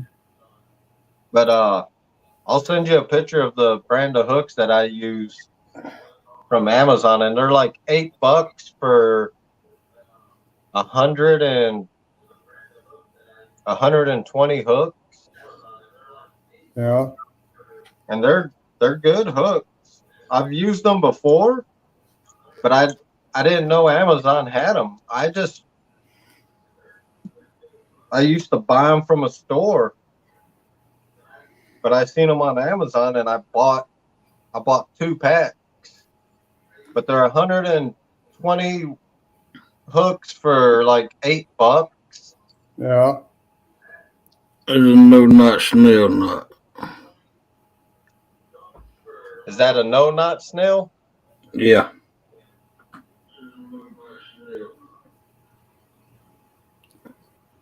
Yeah, I always leave my little tag in, and then I hit it with my lighter and put a little bead on the end, and I tie overhand knot. overhand Yep. knot. I'll Yeah. do an overhand knot sometimes on the with the tag in. Mm. Just in case it might want to pull through. Yeah. I've Yeah, never had that problem, but it's always good to have that security. I don't know. In my opinion, it just seems like when you snell that hook, they work better, Yeah. less misses, and It gives Because that little. It gives that I little even trigger smell my effect. pan fishing hook. It gives it that little trigger effect also. yeah, Yep. yeah. As long as you go in from the open side and Right. not the other. My kids said, "Well, why would it matter?" You know? So, It does. Oh, it matters. well, That's I was ready for what that you doing, Chad. question. Good morning. Welcome in, Chad. I suppose these guys are getting up and getting ready to watch for a tournament. Mark was up. Is he still up? He was in here earlier, Yeah, just not too long ago. but I think Yeah. he was headed to bed. Chris, that's where I bought my 10 knot hooks from Amazon. These right here. And they are sharp. Just like these, man. This is the 8-aught. Look,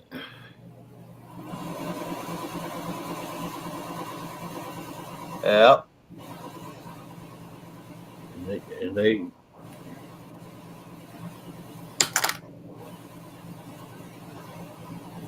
Chad's up and ready to get going. Hog leg. You see this? I'm going to use that during the channel cat tourney. I'm going to make up about 3 or 4 rigs. right. With the snap swivels. That ain't a snap swivel. Hey, that's all I had on hand, man. My tackle box is not here. I looked through my other ones. I ain't got nothing in them. Oh, pan fishing gear. No, that's a snap swivel. Yeah. I'm going to get me some. Yeah. You know, I won these hooks one night. Oh, but Yeah. look at that way that eyelet's twisted in there. Wait a minute. Let me see that hook. Into that hook. Is that a welded hook? No, Right at the eye. but see how the eye is not even a line to come around. And Yeah. then, Yeah, and then because there's, they tacked it up on the back side right there. yeah, Yep. and there's a gap in there, and it's real sharp. You run your finger up it, and it actually has got a real sharp edge on. So I started to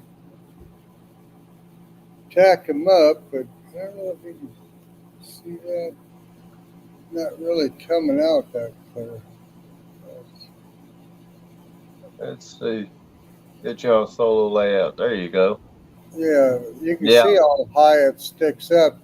When it comes around, it doesn't come around straight, Right. but they'll work in a pinch. But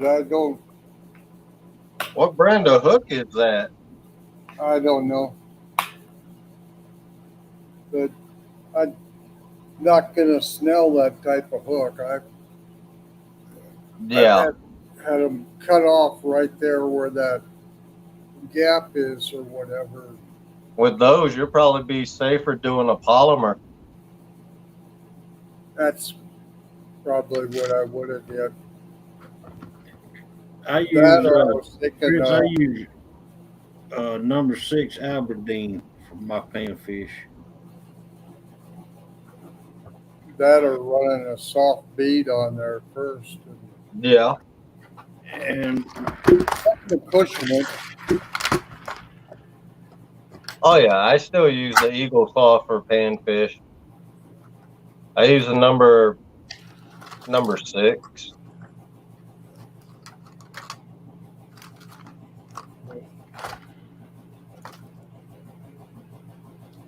these are I What's got the- the assorted pack from Walmart, man. It got all the different size hooks. So what's These are a number- flame filter? these are Ah, number the screen was acting up. Oh, these are number 4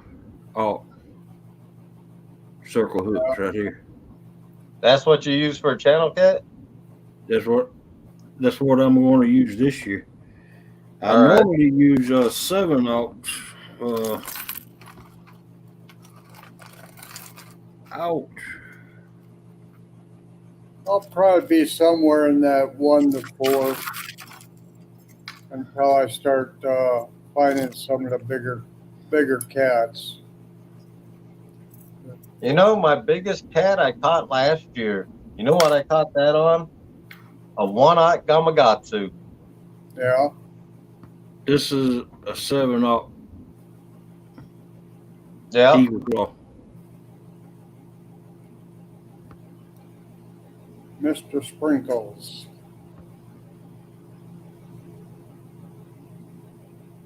That's what I normally use, but I'm gonna try it to use number 4/0 because the professor told me that's what I need to start using.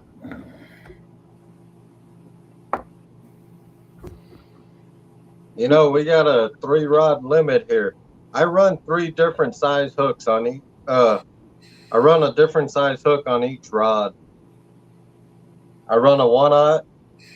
This year I'll run a 1/0, probably a 3/0, and then I'll switch out from there.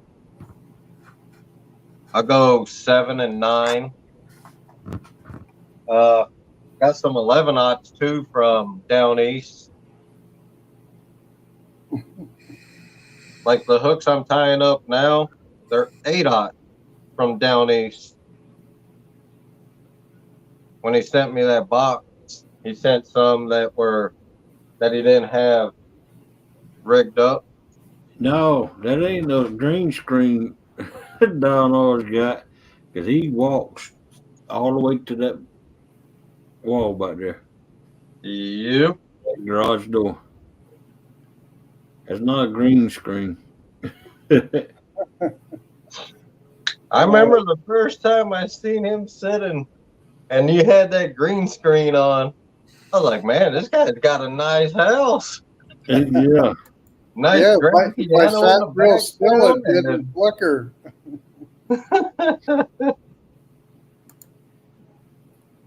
But yeah, that one there. Yep. And I don't know how many people thought that was my real house for. When I first seen it, I was like, man, he's got a nice grand piano back there. I'm over at Don R's house right now. Yeah. No, I'm not comfortable even living in something like that. That's way beyond me.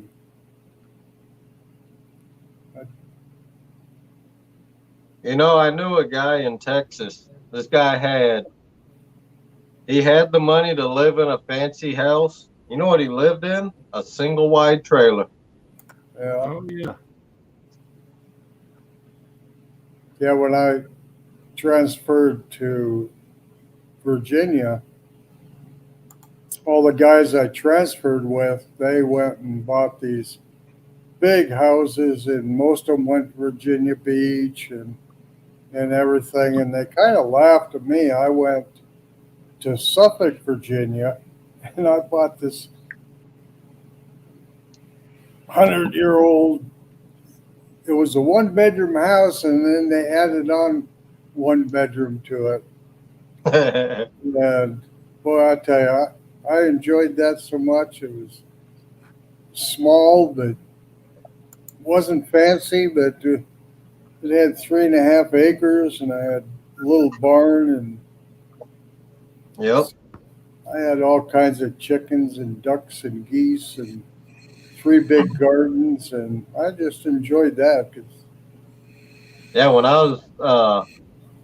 we was living in Texas, me and my wife, we had a 3 bedroom.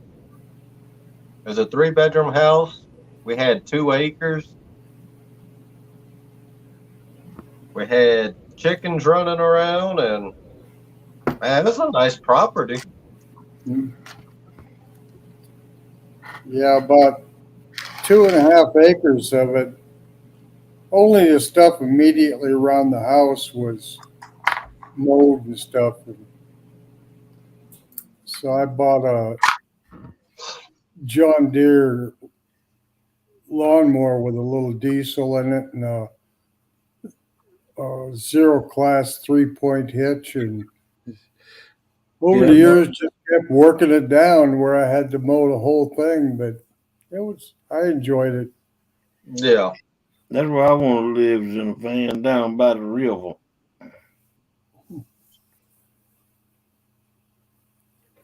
But they paid, in the $300,000 homes, and I think I paid 111. But when it came time that, like when I retired, I made out pretty good. But they bought when all the prices were so inflated that none of them could sell their house and leave because upside down on their loans. Right. Yeah. And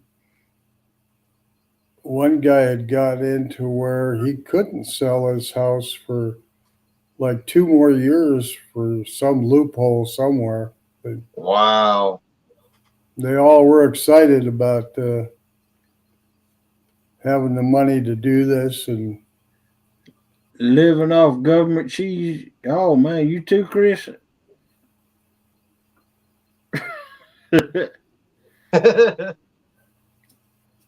Government cheese is good.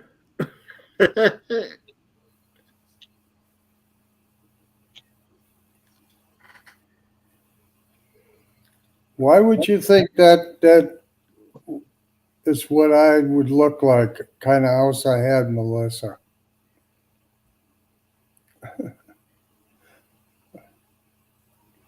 I'm stuck out in the the only space I got. No, I'm comfortable. I don't need anything fancy. Yeah, I love that skit too. Now my boat, probably the first time in my life I went above and beyond what I normally would have did, but I figure it's my last shot. She said, you look rich.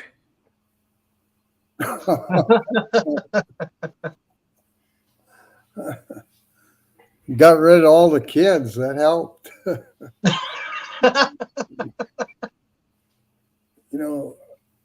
Half the time I was raising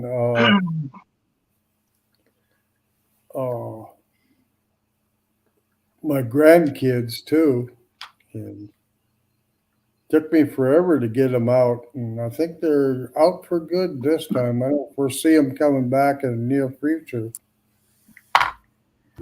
You shouldn't have said that. You shouldn't have said that. Well, all their kids are away from home except for my great grandkids and my two youngest grandsons are. That makes great mac and cheese. You know, my dad told me one time because when I was younger, man, I wanted to buy all the fancy stuff because I was single and everything. He goes, you know, materialistic things don't make you rich. It's the family around you. Yeah. It's like, well, yeah, you got a point.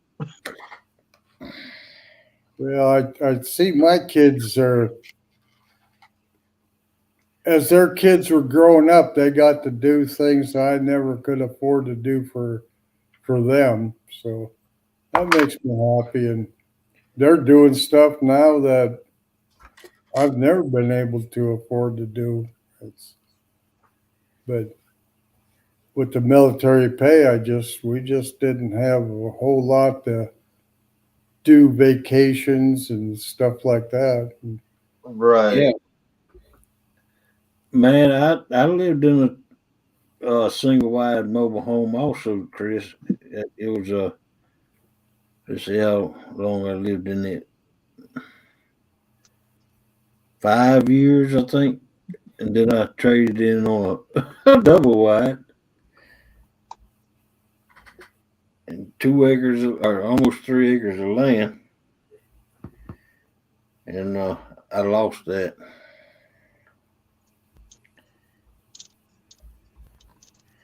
Yeah, I had a friend. He had a when he was single, he had a single wide. Then he got with his girlfriend. They got a double wide. Once they got married, he goes, man, we going we're gonna be some rich looking rednecks and hillbillies. I'm like, why? He goes, we getting a triple wide now. Man, they needed it. They had 10 kids. They ended up having 10 kids. Almighty. Melissa, it's just because I'm so damn handsome.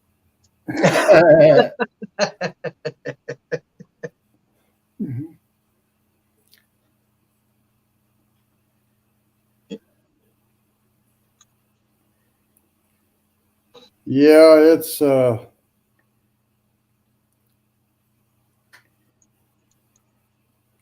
when I get been buying. I never had bought a house when I was in the military because we always used base housing, Mm-hmm. and so I up for my first 20 years, I never owned a house. Plus, with transferring every 3 years, I kept hearing people getting stuck and not being able to sell their houses and stuff. And so just before I retired, I knew I was going to stay in the area. That was the West Coast. And so I got a job and I bought a house out there. It was my first one. And then once you know, after a couple of years, they decided if you still want to keep your job, you have to transfer to Virginia. It was like, I thought I got away from that after I retired. Right. But I was lucky. I put my house on the market. It was the right time of year. And I think 3 days I had it sold. Wow. Which, and You know, my uncle, every time he transferred, except for when they told him he was going to Germany, he bought a house in Killeen. He bought a house he got stationed back in Hawaii, bought a house there. It's like, man. And Yeah. now I think he's in Indiana or Illinois somewhere. mhm. So now he has a house in that in one of those states. That's where he's at right now. I'll be right back. My phone's about to die. All right. Yeah, it's just a matter of being in the right place at the right time sometimes. And unfortunately, I was in a group that, like the Air Force, they come up here to Minot and they get that as their first duty station and they stay there until they retire. Catty Bear wants to know where you're located at, Don. North Dakota, North Bismarck, Dakota. That's what right I in the thought. middle of the state. That's what I thought. Yeah.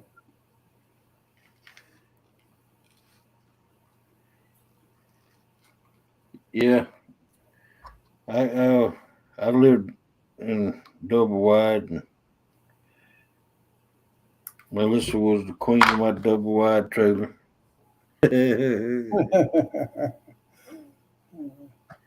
Yeah, I drive around, I see these old 75-year-old houses and stuff on the market. And to me, they're just so cool looking with all the different Yeah. doorways and small rooms. And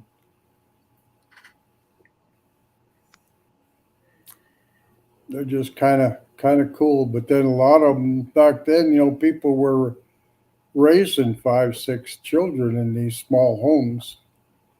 Right.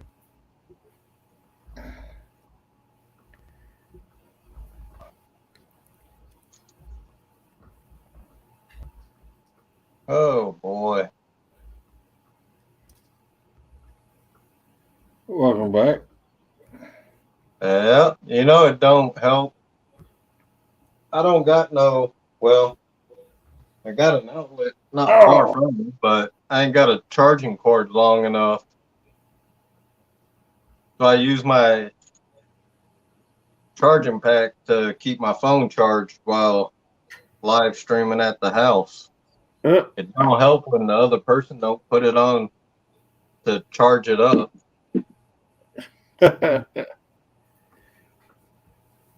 Who might that other person be? That would be Audra, man. Oh.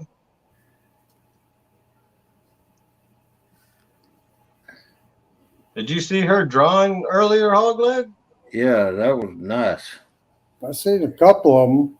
She got talent, buddy. Now, Yeah, she stay with you all the time, or yeah. We oh, live okay. together. I don't know. After you said something the other day, I thought made me believe that she was working out and then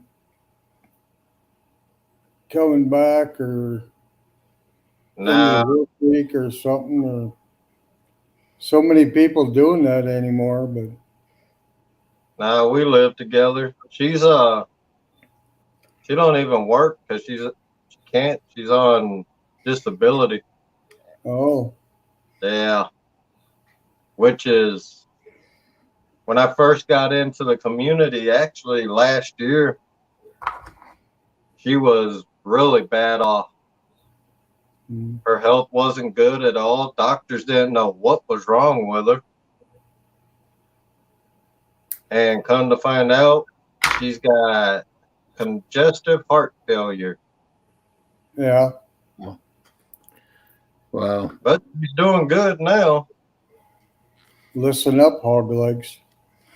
So now instead of paying only $40 for fishing license, I gotta pay 80. Really? Yep. Why is that? Because I'll be buying her fishing license because she loves to fish. She should get a disability fishing license, Lance. Yeah. Yeah, that's what we have here. Check Yeah, I into gotta that. look into that. Yeah, Now check in. that I'm over 65, I pay, I think it's $5 for my fishing license. Used And to it's the state of Georgia, disabled people used to get the 3-year sportsman's license, which includes everything. Everything, even saltwater, deer, Right. trout, everything Oh, nice. for free. But now, Really? over the past couple of years, they've gone to you get a 3-year sportsman's license, which still includes everything, all the state parks, all that stuff, saltwater, trout, and it costs $18 for 3 years. Wow. Yeah, that ain't bad. No, that's not bad at all. That's actually pretty. And I can't blame the state of Georgia for charging. Right. I mean, yeah, and I bet people don't complain about it either. Boy, North Dakota's probably got the worst veterans programs around. I mean, pretty much I don't get nothing here for being a veteran. And in Washington and Idaho, we got reduced licenses. Right. Washington, you got free camping at any state campground, but you still had to pay the electricity. You know And what I say for our military vets? You guys should get all of that free. Right. Fishing, hunting license. That should, in my opinion, that should be free. Right. yeah, especially if you got a sizable disability rating, anyhow. I mean, you serve for our country. Yeah, that should be free. Yep. But they don't. I kind of grew up in that bad era during Vietnam. They made us travel in uniform, and as soon as I'd get to the first place I could get to, I whipped my uniform off, and I hated there. Nothing I hated more was walking through an airport in my uniform. Yeah. Yeah. People were always Chris said he'll harassing just us. buy a DNR uniform. Get a DNR uniform. So I just got to where almost the whole rest of my career, I would always change clothes before I ever left base. So I know Yeah. now you see them walking around in uniform all over downtown, but I never would. It just kind of stuck in with me that my wife gets back is when she says, "Oh, vets stand up, we'll honor them," and it just bothers me to do it. It just like it wasn't welcome then. That's why I like Texas. That's why I say that too. Texas does. They give their vets free fishing and hunting license. Yeah, Washington State probably had one of the best. You get a free shellfish license, you get all reduced. Idaho, I think I figured it out right, but it was like with 80% disability, you paid like $50 and that covered all your moose and elk and deer and all your hunting, fishing licenses and everything.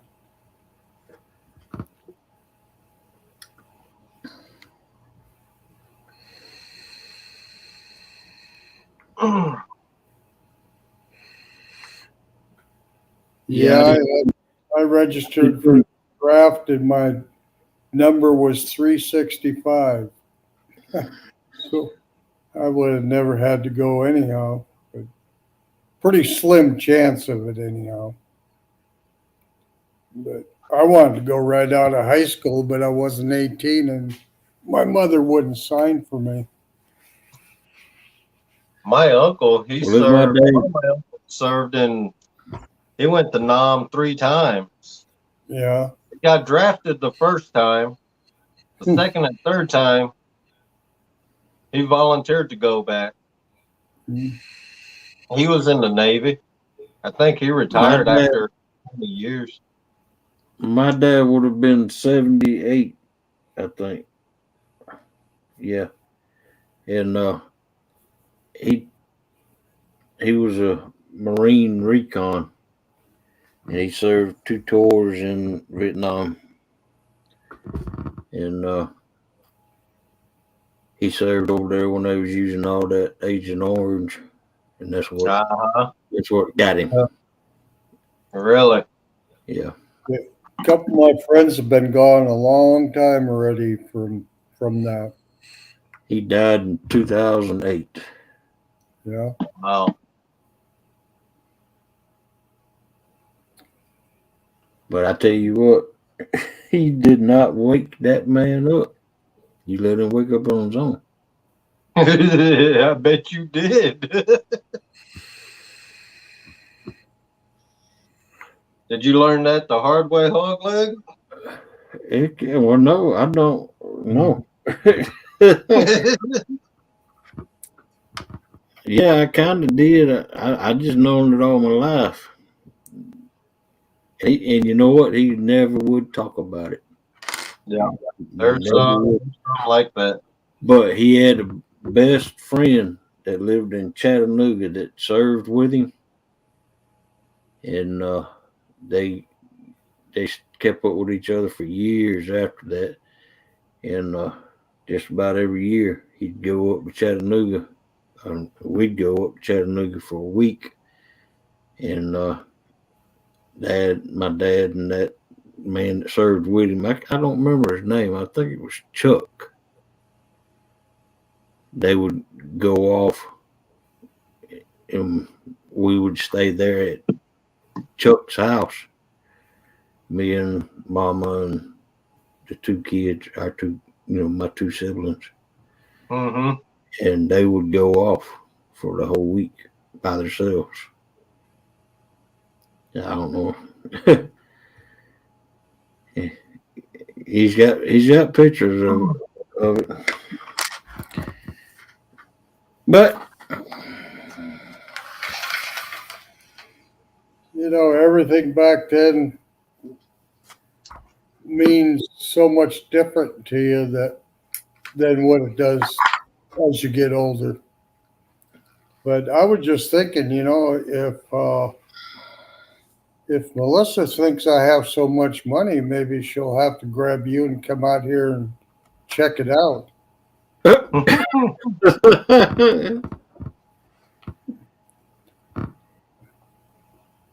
Don't tell her that I cooked tonight. We had box macaroni and ring bologna and box macaroni for supper.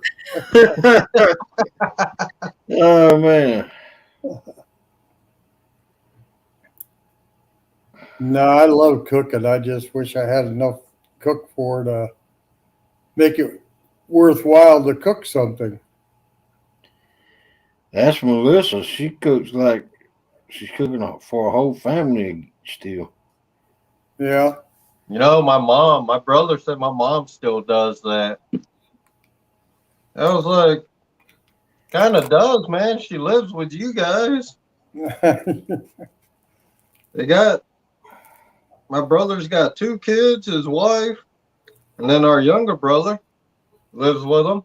Because him and my 2 younger brothers went in and bought a house together, had it built from the ground up, and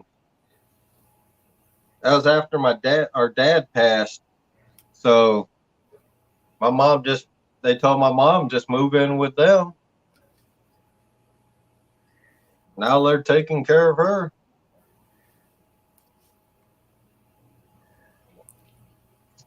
Yeah, Chris, that wasn't an easy position either.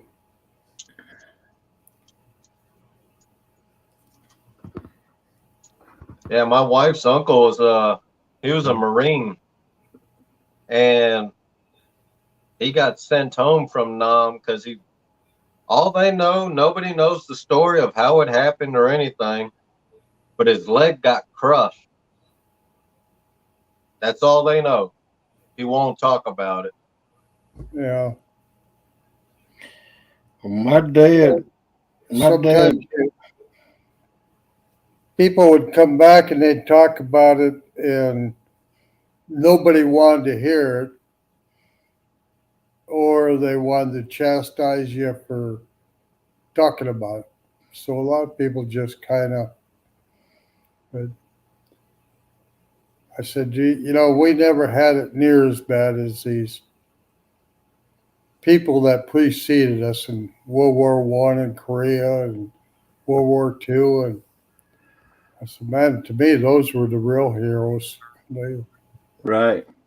Mm-hmm.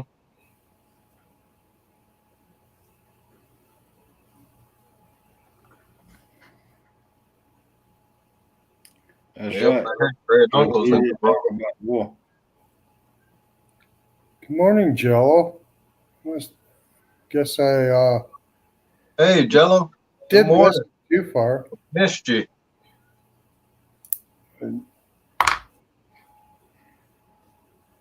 How you doing, Brandon?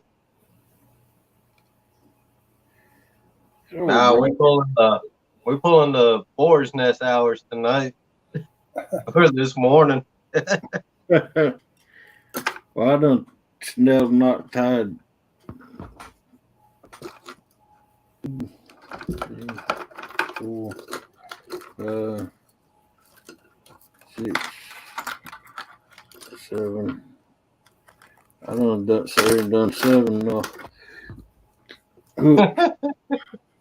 So, what are we supposed to say? Let's go, Brandon.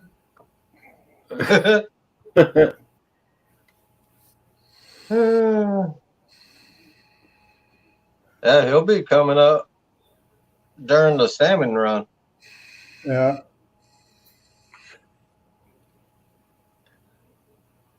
Yeah, yours is more like a really close to what like a true salmon run is. Good night, Melissa. Ours, they don't have any streams or anything that go up into. They just kind of come Yeah, down they, to here in Wisconsin, in the town in Sheboygan, they'll run up river all the way to the Kohler Dam, and that's it for them. yeah.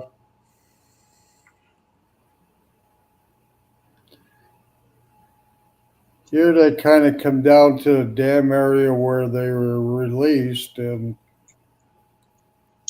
just kind of swim around the pool, and then there's one little bay that they go into, but by the time they go into that bay, they're pretty well getting pretty dark already. And Yeah, I Right. like was, by the time they make it to the dam here, they're black. yeah, I've always been one. If they haven't still got some scales left on them, then I don't want them because like in the ocean, they'll gather outside a mouth of a bay, and people say, "Oh, you can see them jumping." Well, they're not really jumping. What they do is they go up and then they slap themselves on the waters back and Mm-hmm. forth, and it beats all the scales off. When the scales come off, then that leaves them open for bacterial infection and stuff. So Right. once they go up and spawn, then they just naturally, the bacteria and stuff uh, just disintegrates them. Yeah, Right. like when we catch them here down close to the mouth of the river, they're that olive color, or some of them are still silver. A lot of your females are still that silver color. Yeah. Good night, Melissa. You better bring out Hog Leg's tea before you go to bed.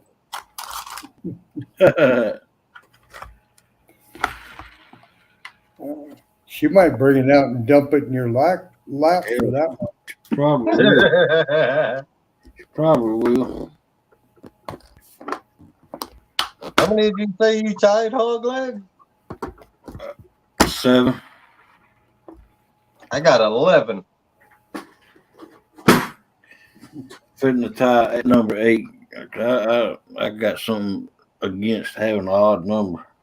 Yeah, same here. I'm tying number 12. And that'll be the last one. Because I got to order more slide rigs. I think I'm going to order the weighted ones, though. Yeah, I would if I was you, Lance. Yeah. The ones without the weights, I'll use that for, I'll use live bait on them. Yeah. What I do is I just get these little half bags and I'll take a certain size hooks and I'll write down and what pound line and stuff I got on it. And then I poke a hole in it so it lays flat.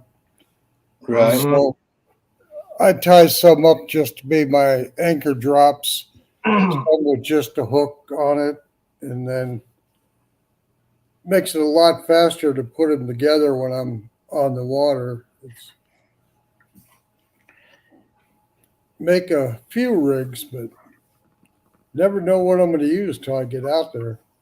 Right.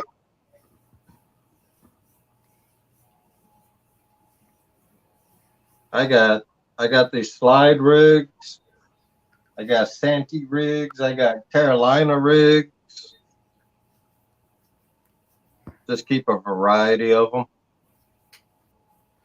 But I got to get them all in the baggies too.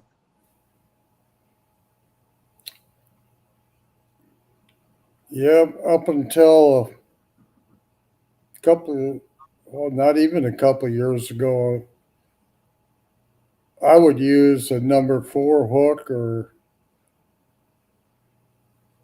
and most people use 6 and 5, but that was as big a hooks as they use around here. 'Cause they're always going for those small eater walleyes. Right. Now I look at the hooks I've been tying up, and it's like, I don't know, never used them that big, but everything I see, I think it seems like it should only help me out. Mm-hmm.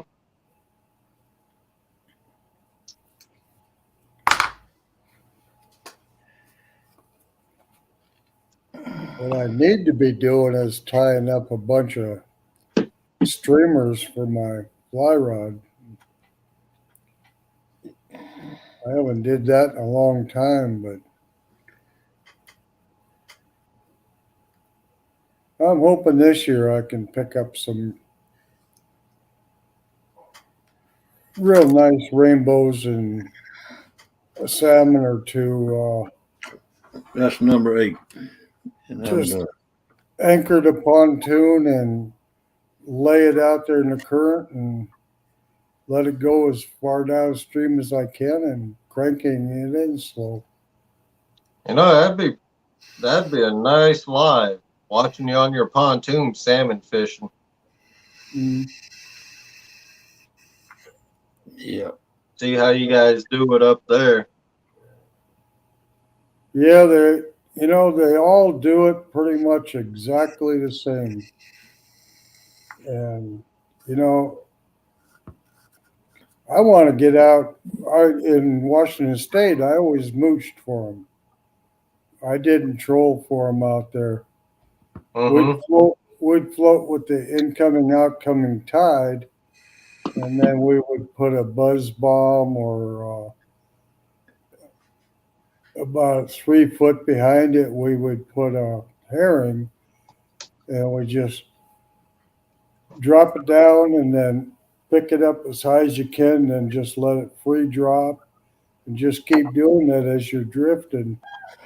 And that's the way we caught it. If you didn't catch anything, then you'd let it down 10 feet. You keep doing it, and then if you don't catch anything, they start coming up 10 feet at a time. This Bruh. right there is just an old whiteboard. It's on its own stand. I had an old whiteboard and I just used it. And I took uh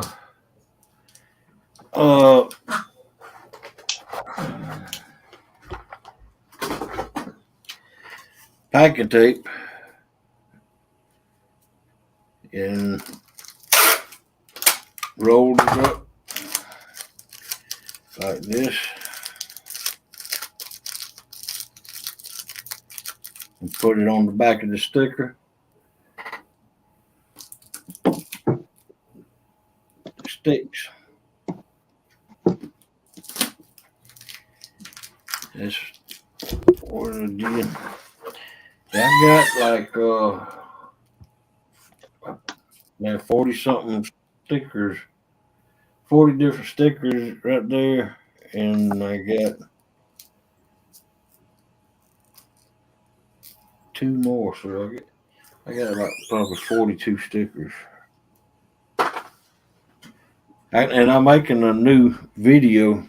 I'm gonna put it out when I get them other 2 stickers. I'm gonna go ahead and put a new video out of my sticker collection, and it's gonna be different. I'm changing the theme. It's not gonna be that same old looking one. It's gonna be a different one. It's gonna be neat. Man, I'm hoping my friend's sister hurries up and gets her new printer. If not, I'm gonna have to go through Sticker Bob. reel. Yeah, I thought about sort of what you did there, Hogleg. They make these, Hobby Lobby got these uh, real light magnets, but they just got a sticky back to them.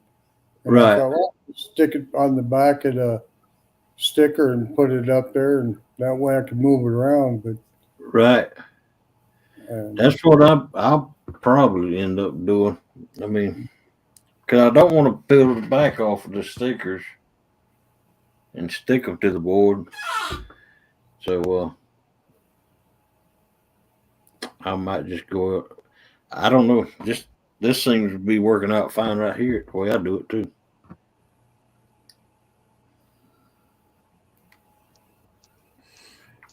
Yeah, my dad was a weekend warrior also. He was a National Guard, joined up for National Guard. And I don't know how many years he'd done it.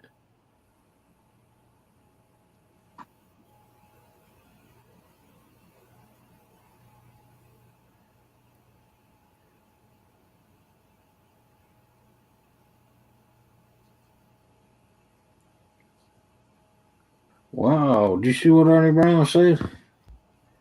Good news, he has a sponsor, and it's no little one. He's my doctor. Nice. Yeah, that's nice. Congratulations, Ernie. Back when I was bass fishing in the early 90s, I had a sponsor. My the guy that I leased on with, he sponsored me, and would there was a local bass tournament here every Wednesday, and he would make sure that I was home on Wednesdays to fish that bass tournament, and he'd give me a load out again after the tournament was over with. But he also he paid me for it, and he give me like $100 each week for the supply. Wow. Nice. Yeah. Jello says his sponsor is sleeping. If he wakes her, his funds will plummet. Wow. Yeah, congratulations, Ernie. Yeah.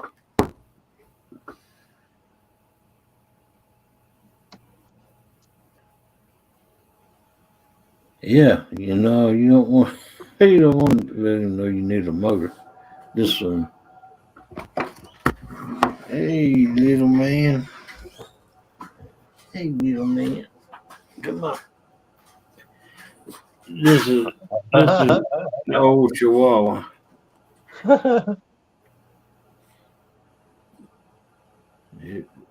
This is Ace, Applehead Chihuahua. They,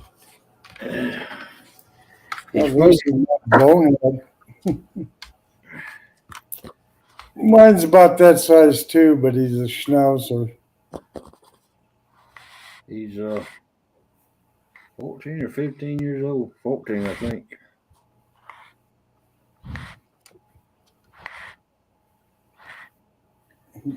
He's missing a few teeth. Had to have them pulled out.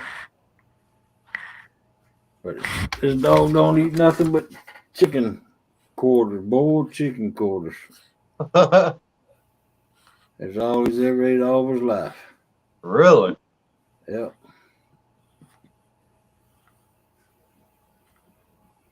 Oh, Brandon's only 9 hours from Wisconsin.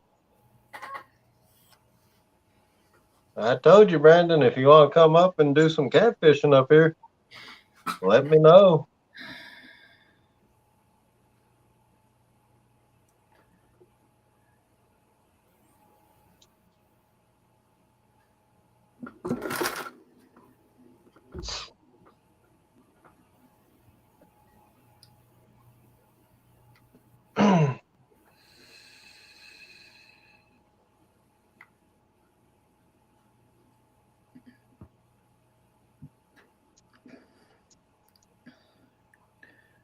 Do you know about when he's coming up? Ooh, Brandon? Yeah. He wants to come up for the salmon run, so it'll probably be the end of August, beginning of September. Jello got a question for you, Lance.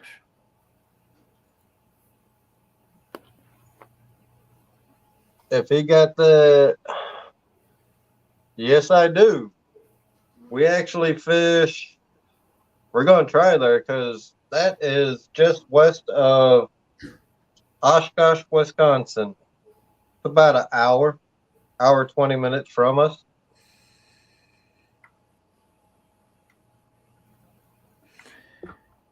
See, that's nothing.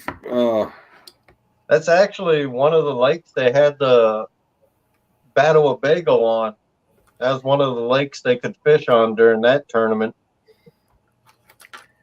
That's about like me going to the Chattahoochee River. It's about my favorite spot is Darien, Georgia, on the Altima Hall. But I can get to the Altima Hall. That my favorite spot is 3 hours away. I can get to the Altima Hall in less time. I can get there in about an hour and 40 minutes, something like that. Yeah, Jello, that's another spot I might try if I don't go to Mendota for that Channel Cat tournament. Way to go, Joe. Just a little bit too much information there. Oh, no. I knew about that place. They got some nice flatheads, too, in that area. Well, Very good. nice I flathead. hope you have a day that you Morning, Lee. can't remember Good catching morning, flatheads. Yep, Man, nothing but flatheads. I hope you catch a lot of flatheads. Oh, I'll get into those, too, but, I mean, No I'll channel. get the channel cats too. No, you're not allowed to catch any until after April, 1st of May. Yeah, Chris, you must hit 43 to get up there.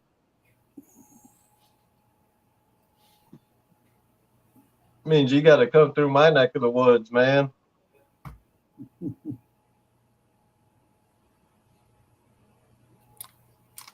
So what's Good morning, Mr. Chris. Lee up to this morning? Lee, good morning.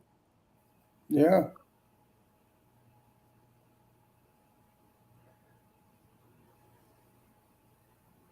Yep, Chris, that's exactly right. 43 to 41. Hey, Don, can you email me with your phone number?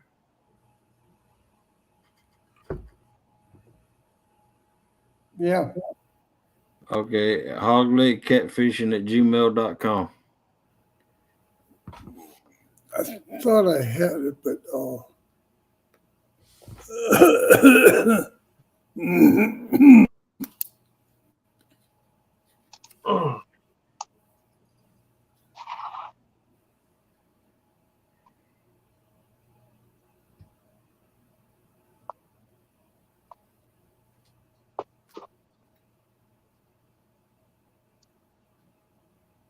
Yeah, man, that river, Fox River up here is just the fishery there, especially for the flathead, which we only got one last year, but this year we're going to hopefully get into some real nice ones. and that was what.com? hoglegcatfishing@gmail.com. Email? Okay. Yeah.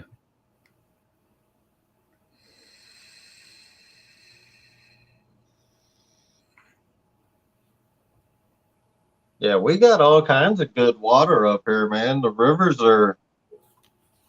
they got some nice fish in them. The Wisconsin River actually is where, I think that's where the state record was caught for the channel cat back in the 60s. I think it was 62 when the guy landed that 44-pound channel cat. Lee Evans is speaking in code DTEB HWA4341BOAIC. We need to break that code.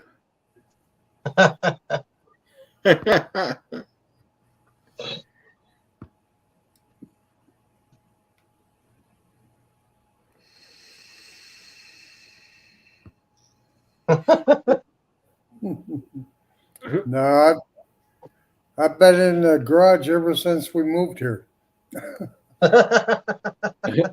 Hey Lee, did you get them fish grips yet?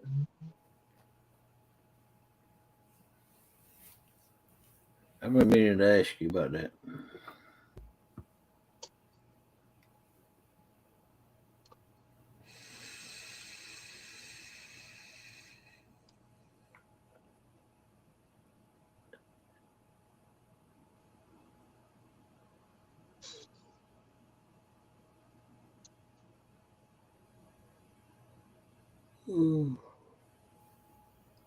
Yeah, I think Monday after I get home from work, I'll probably go live real quick before all the later shows start.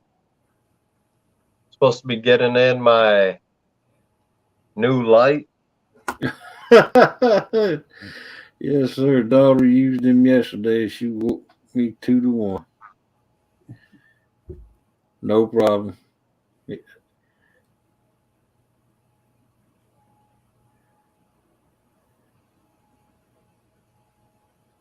Well, it's a good thing we know they work. Oh yeah, they're good ones, and they float. And I bought me one from It's one of them grippers with the scale on it at $25. You know how many times I used it? Not once. It's sitting in the bottom of the tackle box. We net all our fish. Yep. Well, yeah, you just about have to where you fish at. Yeah. I've never used fish grips either until this community come along because I never did weigh them. You know, I just Yeah. the small ones.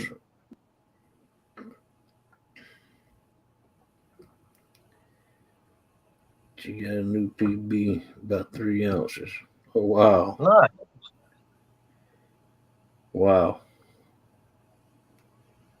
Hey, a PB's a PB. Yeah.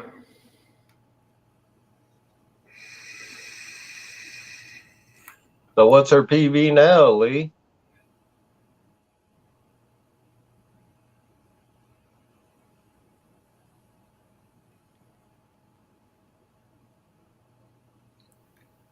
Eagle River, Wisconsin. Yeah, that's what I heard, Chris. Heard it's beautiful.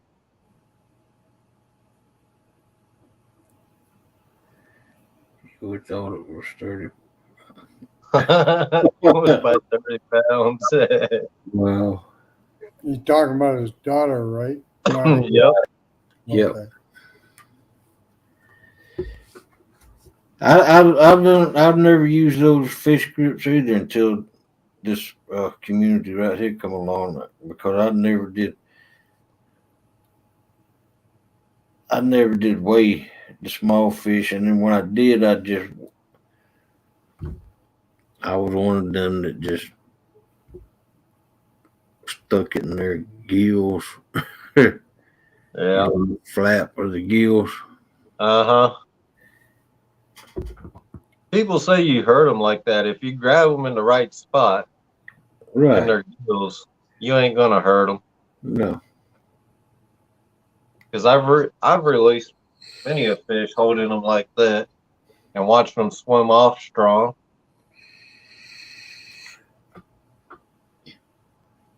Wow, that ain't a bad fish. Shoot. That was a bass then.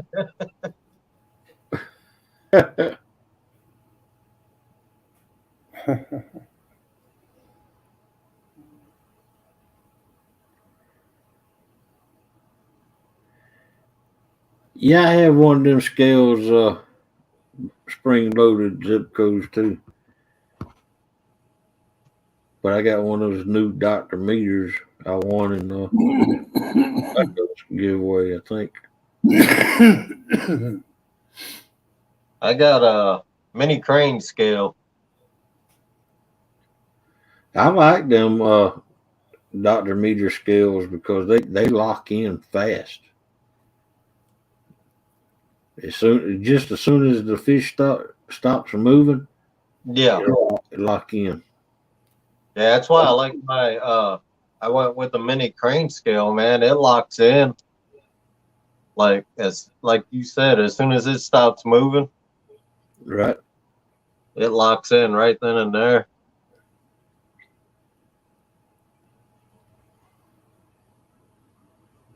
Yeah, I think last fall is the first time I measured a weight of fish in years. Yeah.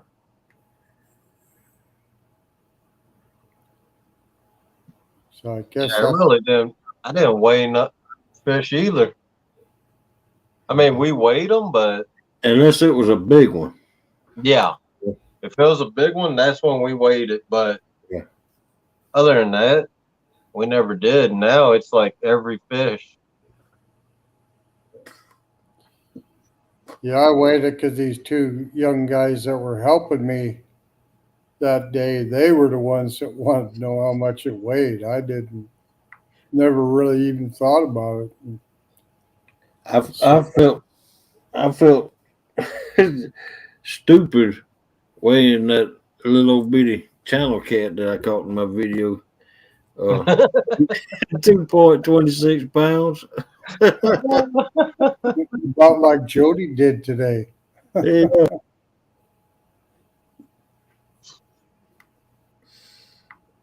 But hey, that was my first channel cat of the year, first fish of the year, as a matter of fact. Well, Yeah. I can't say that because I caught them speckled cats, but I ate them. You know, I ate them. They were good. Now, is the speckled cats their own species, or are they a hybrid between two? It's a hybrid that Georgia DNR come up with, and they're stocking all these ponds around here with them. What the heck? They a flathead and what? Huh? What they use to come Flathead and up? the channel cat, it looks like. Really? Yeah. Huh. But I got Epic. When I go to catch more, Epic wants me to send him more pictures of it, and he's going to do some research on Uh-huh. it and find out exactly what it is. Yeah. Oh, he's interested too in those like we talked before on panel Right. about it. And that's funny because he said he never really he knew about him, but he never really got into him until I started saying I'm chasing them and started Right. catching them and all that. I tell you what, man, if I'd have caught a fish like that down here, I'd have thought, oh, wow, this is a deformed fish. I mean, good Lord. It's got a But I do, long fillet on it. I yeah. wonder what they expected to accomplish. Must have been something to throw that much money at it. Right. Yeah. Well, I'm not sure, but they're stocking all the ponds around here with them, and they're good eating. Man, I tell you what, What is the biggest ever caught? I've caught probably about a 5 pounder. That's Because that'd be interesting to see how they look yeah, when they get real big. yeah. That's what I'm hoping. When I go back, I'll catch a big one and Yeah. take some pictures of it compared to a small one. And Right. There must be some good reason. Well, not necessarily, but there must be some reason why they did that. Either a food source or something. right, I think that's what it was. I'm not sure, but I think that's what it was because see, I'm sure all over the United States they have a bunch of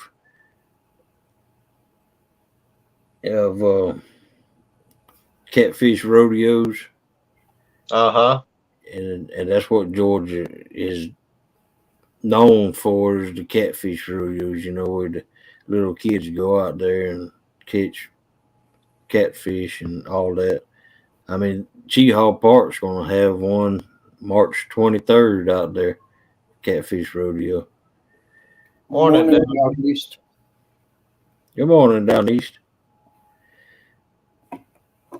Uh, Jello, I got a picture of this fish that I'm talking about. Well, if I was on my channel, I could show it to you, but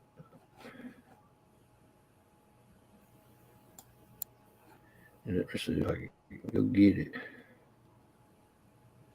Yeah, if you get it and throw it in the basement, I can show 'em. You know, I don't.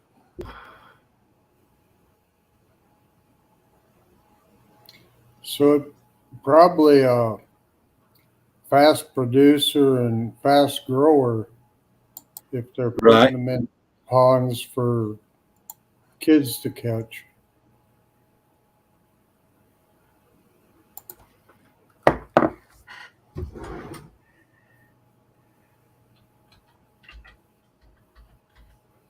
It could be even a sterile type because that way they could I'll be control the levels more coffee.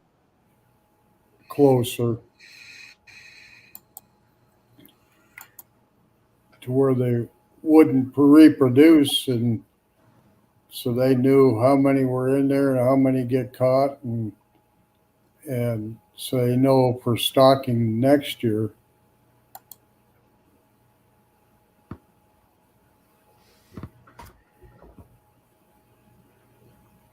Be interesting to know the reasoning behind doing it. Right.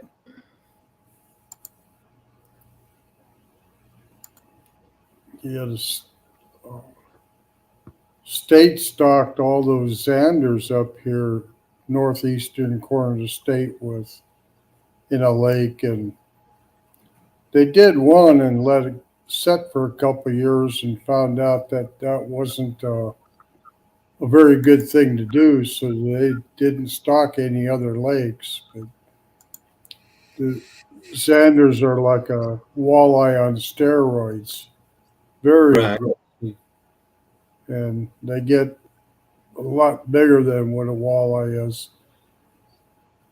They'd like to go in and get rid of them, but there's fishermen that caught on to it, and they go there to that lake specifically just to catch into those things. But they kind of rival the pike. I got it in the basement. Lance gets back. Had to go make a private stream yard.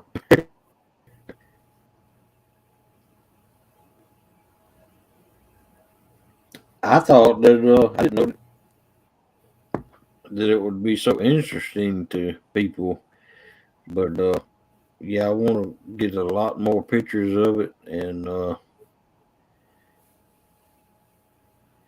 it's a weird little catfish. All right, it's in the basement down there, Yeah. Lance.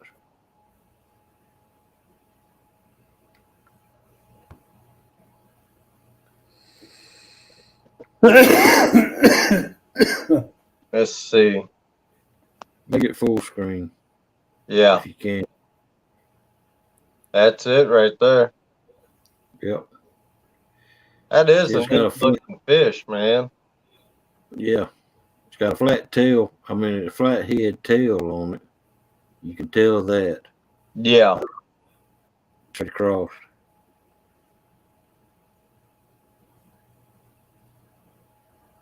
Almost looks like a blue dorsal fin, though.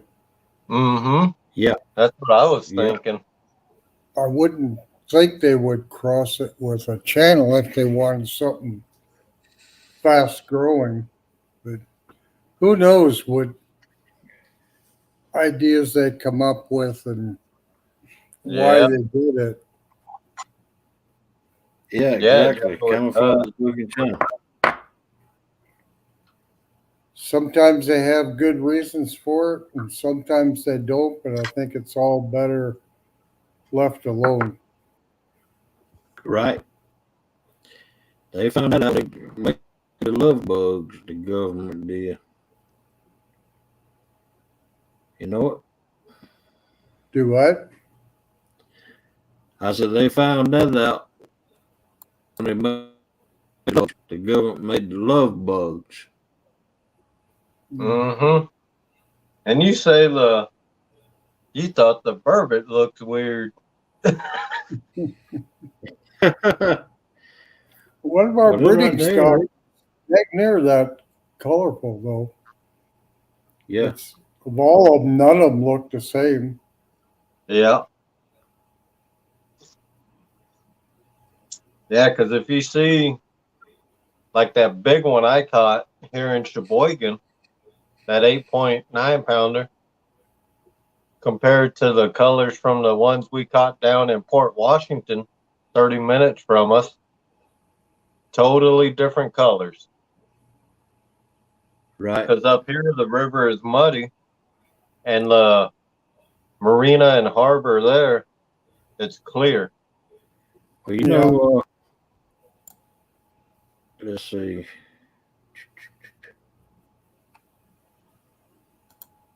These two flatheads right here was caught on the Altamaha River.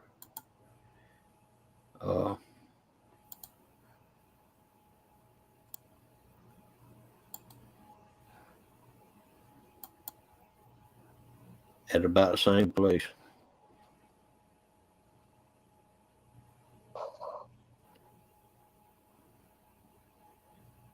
You can see the difference in the color. You get it? Nope. Oh wow. Oh.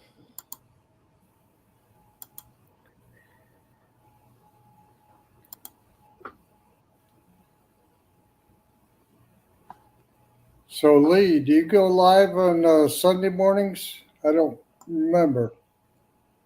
I thought you just went to church on Sunday mornings, so you're not live.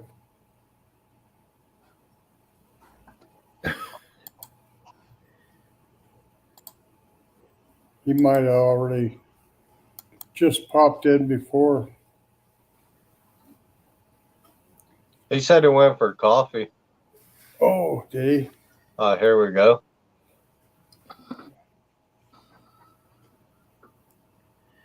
See the difference in the colors? Yeah. They one were you're caught in the holding is same dark. place. Yeah. Yeah, I've seen that picture before. Mm-hmm. Yep. That's some nice fish right there. Heck yeah. And no, they wasn't thrown back.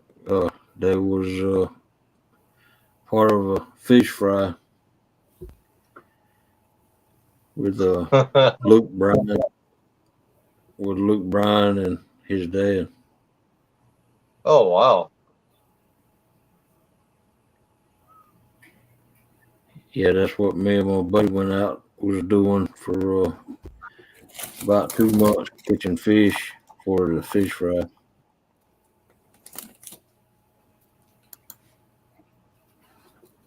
Yeah, that's some nice fish right there. That's what you call Thank you. selective harvest, buddy. Do what? That's selective harvesting right there. Yeah, they didn't go to waste. I guarantee you.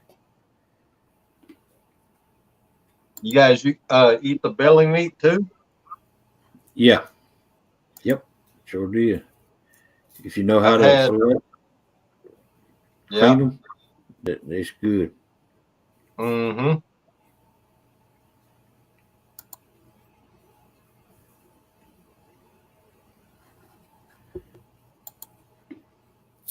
Chris said Luke Bryan, the singer? Yeah. Yeah, he's from Leesburg, Georgia,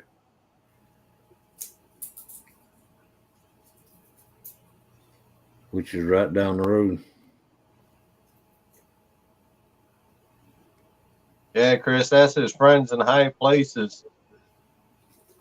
I wish. I wish. Yeah, Luke Bryan's daddy, he's fertilizer. He owns a fertilizer company. Oh, wow. And they got their Sunnyland pecan farm out there using to furnish all their fertilizers and weed killers. Yeah. Cole Swindell is from Dawson, well, Brownwood, Georgia, which is right next to Leesburg. And Cole Swindell started out as Luke Bryan's uh, merch seller at his concerts. Really? Yeah.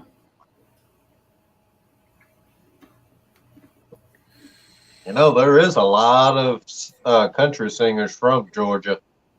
Oh yeah. Ray Stevens was from Georgia. Yeah. And, as a matter of fact, from Albany, Georgia. Oh, wow.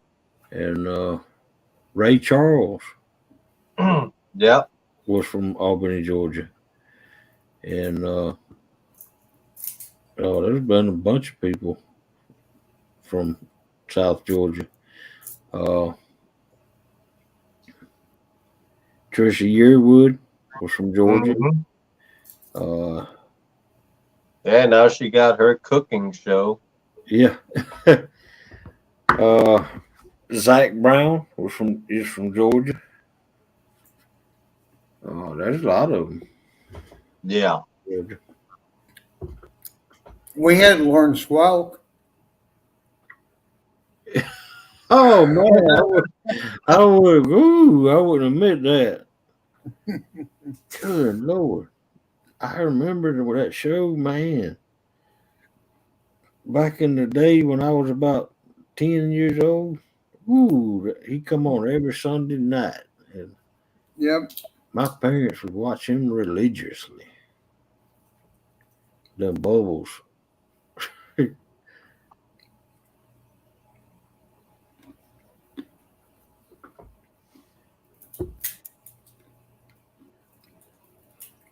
But Ah, I we've see had Jeremy's brother out pre-tournament scouting. Guess they got a tournament. Who? Jeremy's brother, Swamp Donkey.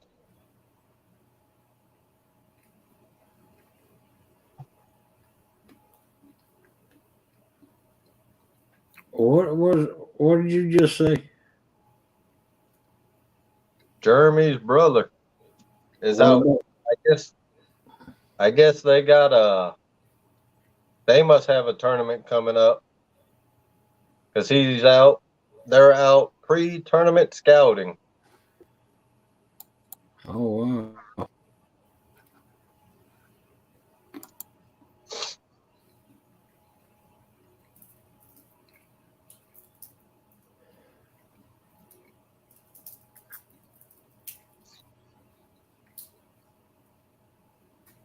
I know Stan. They got Stan Day in about a half an hour.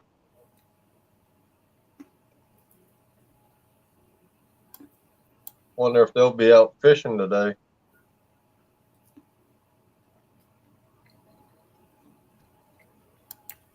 I don't which know, but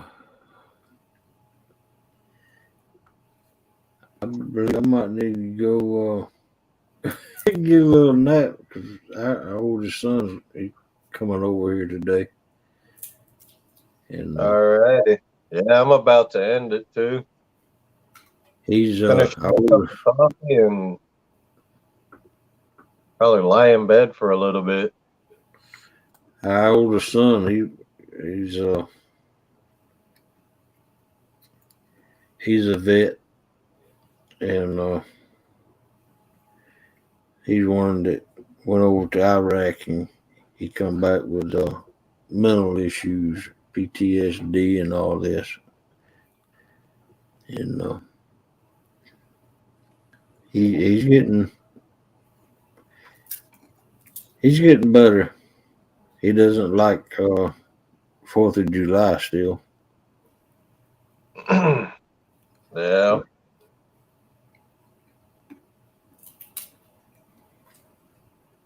The fireworks, huh?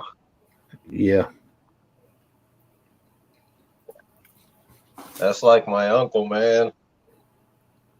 Any noise, especially if we're like when we was in that restaurant one time, he was facing his back was facing the door. Somebody came in, those bells went off because they had bells hanging. right. He almost jumped under the table. Yeah, yep. And I was looking at him crazy, like, what the hell is wrong with you? He's like, sometimes it's you're better off dying in war. I was like, man, stop talking crazy. Right. Our son, he doesn't talk much about what happened over there either, but just he talked with us a little bit about it. Uh, some of the things he's seen, Yeah, I wouldn't want to see them. nope. Man, I've seen things from there that I wish I never was shown.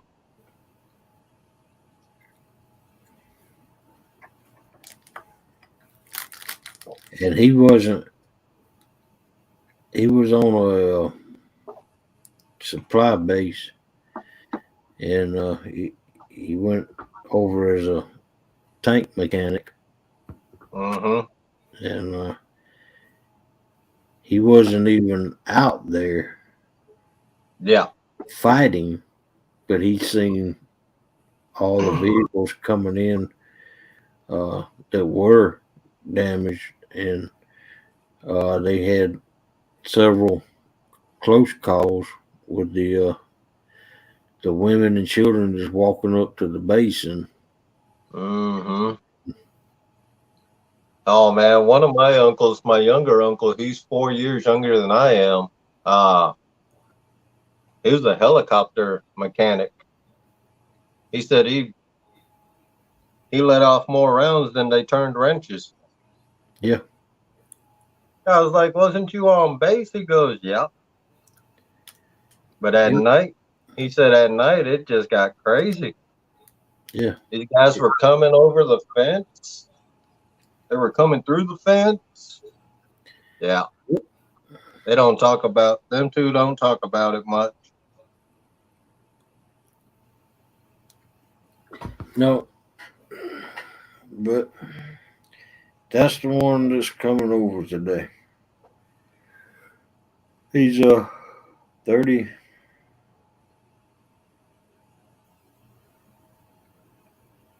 He was born in 84. How old does Yeah. that make? Yeah. He's same age as my uncle. My uncle's only my one uncle. He's 4 years younger than I am. Wow. I got an uncle that's Yeah, he's like 38. I got an uncle that's 3 years older than I am. He lives in Texas. Man, my family, just put it this way. I got uncles that are I got an uncle that's older than Don. I got Wow. aunts that are like 16, 17 years younger than I am. Whoa. One uncle is 4 years younger. One's 3 weeks older than me. Wow. Well, man, my grandpa, I think he had his last kid. He was 72. Woo. Yeah. He had 9 kids.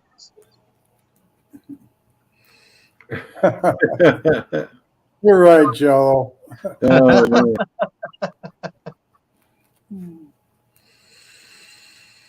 Yeah, my kids are all older than Lance. Y'all. Oh man. Man, I'll be 42 in September and I feel old. Yeah, we were talking about that one night. So, man, I had spent a little time in Hawaii about in '79. Yeah. That's the year before I was born. Yeah.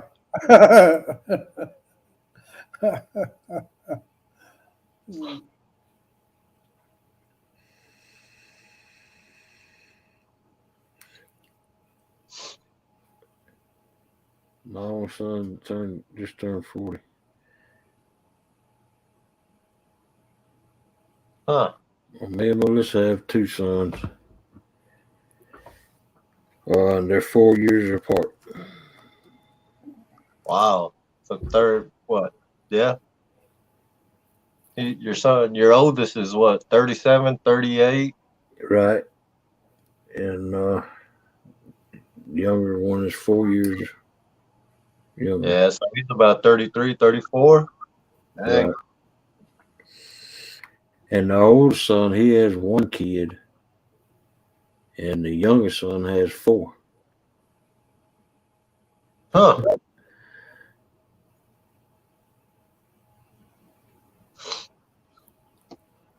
Yep, I got two girls, 14 and 12.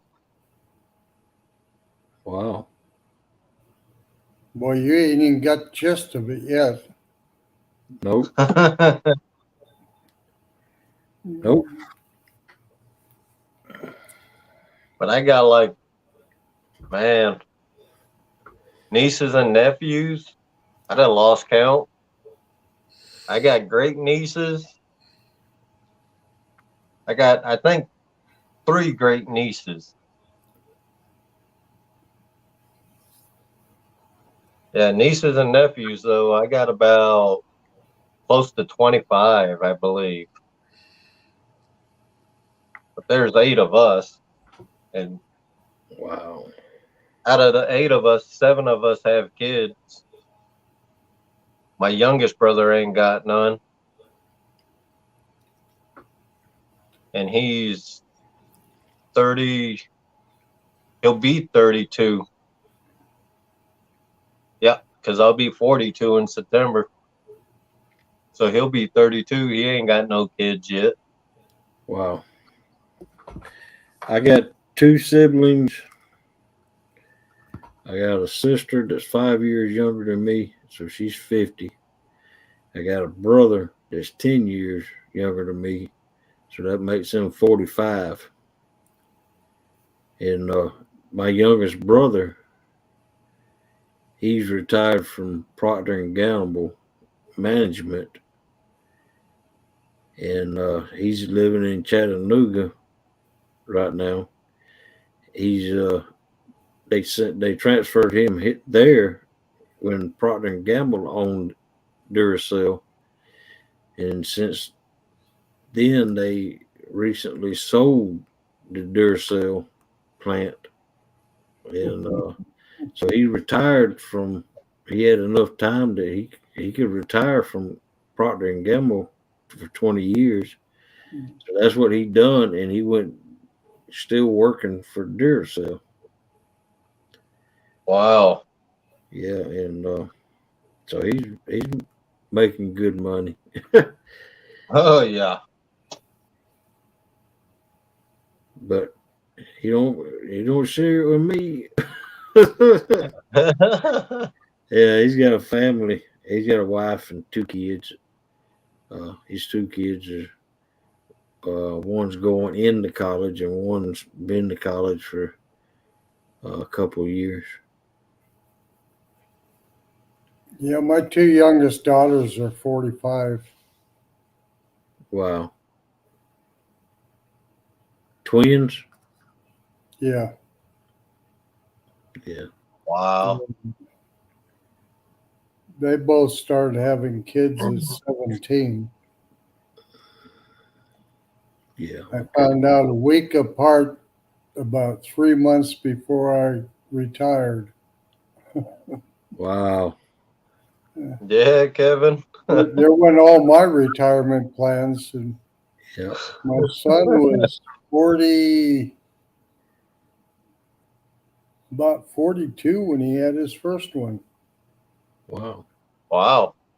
So that's where my two youngest grandsons come in so far behind.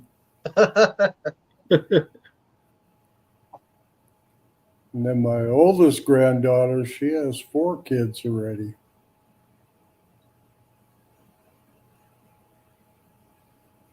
Wow.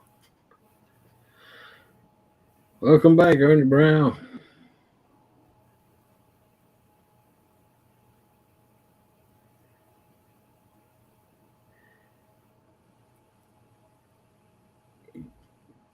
You got a granddaughter that's 21 years old? A granddaughter?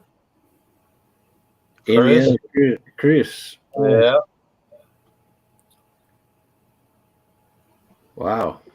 How all old? my all How my old? grandkids are over Morning, 21, Thomas.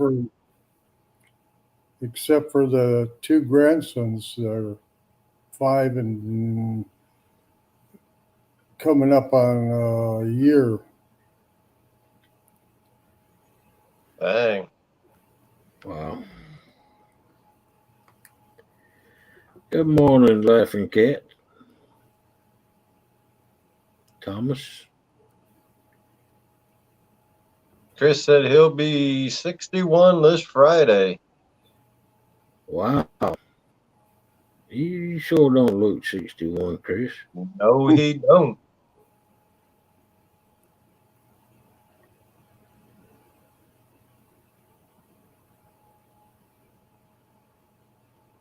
Wow.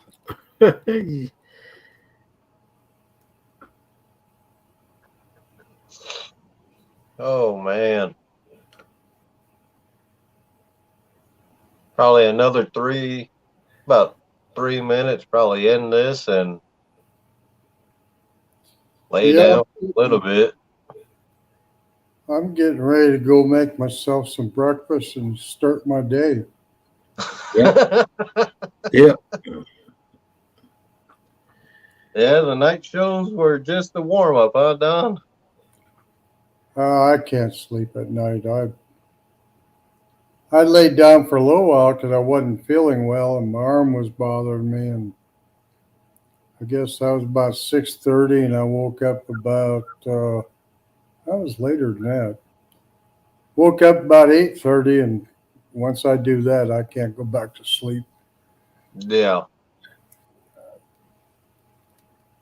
Yeah, my mistake was falling asleep at around 3:30, 3:45, and sleeping until 7:30.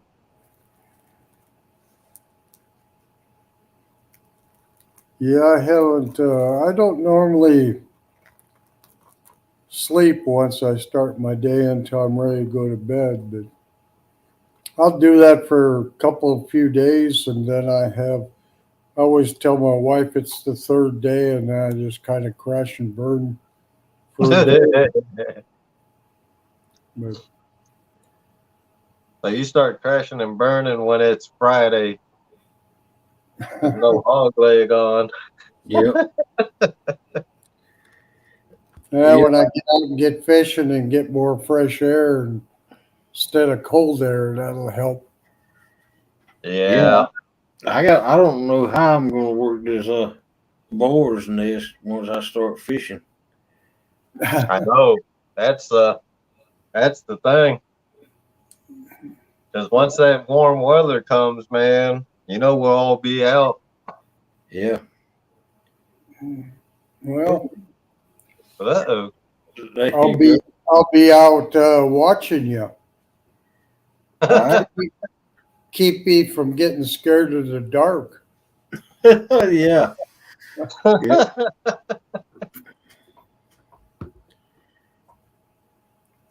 But yeah, get ready to end this, everybody. Thanks Yep, for I'm coming in ready. and hanging out. Thank you for Hog coming in, leg, folks, and I hog enjoyed leg it. twisted my arm 4 hours ago. Ah. Y'all have a good day, anyhow. Yeah, you too, Don. All Yeah, right. you just and I making a new video of my stickers. I'll just put it right back there on my board, and I'm gonna release it soon.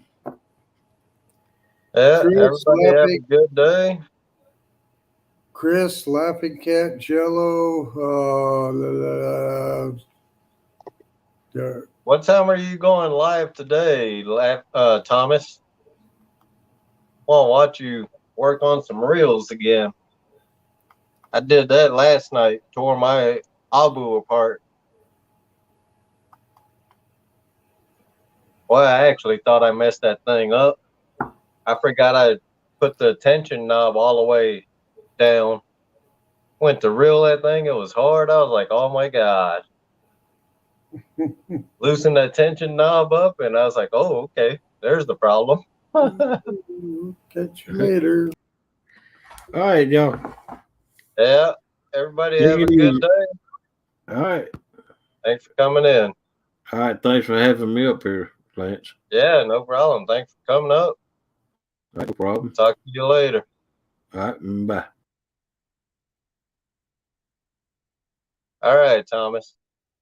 I'll be watching. Have a good day, everybody.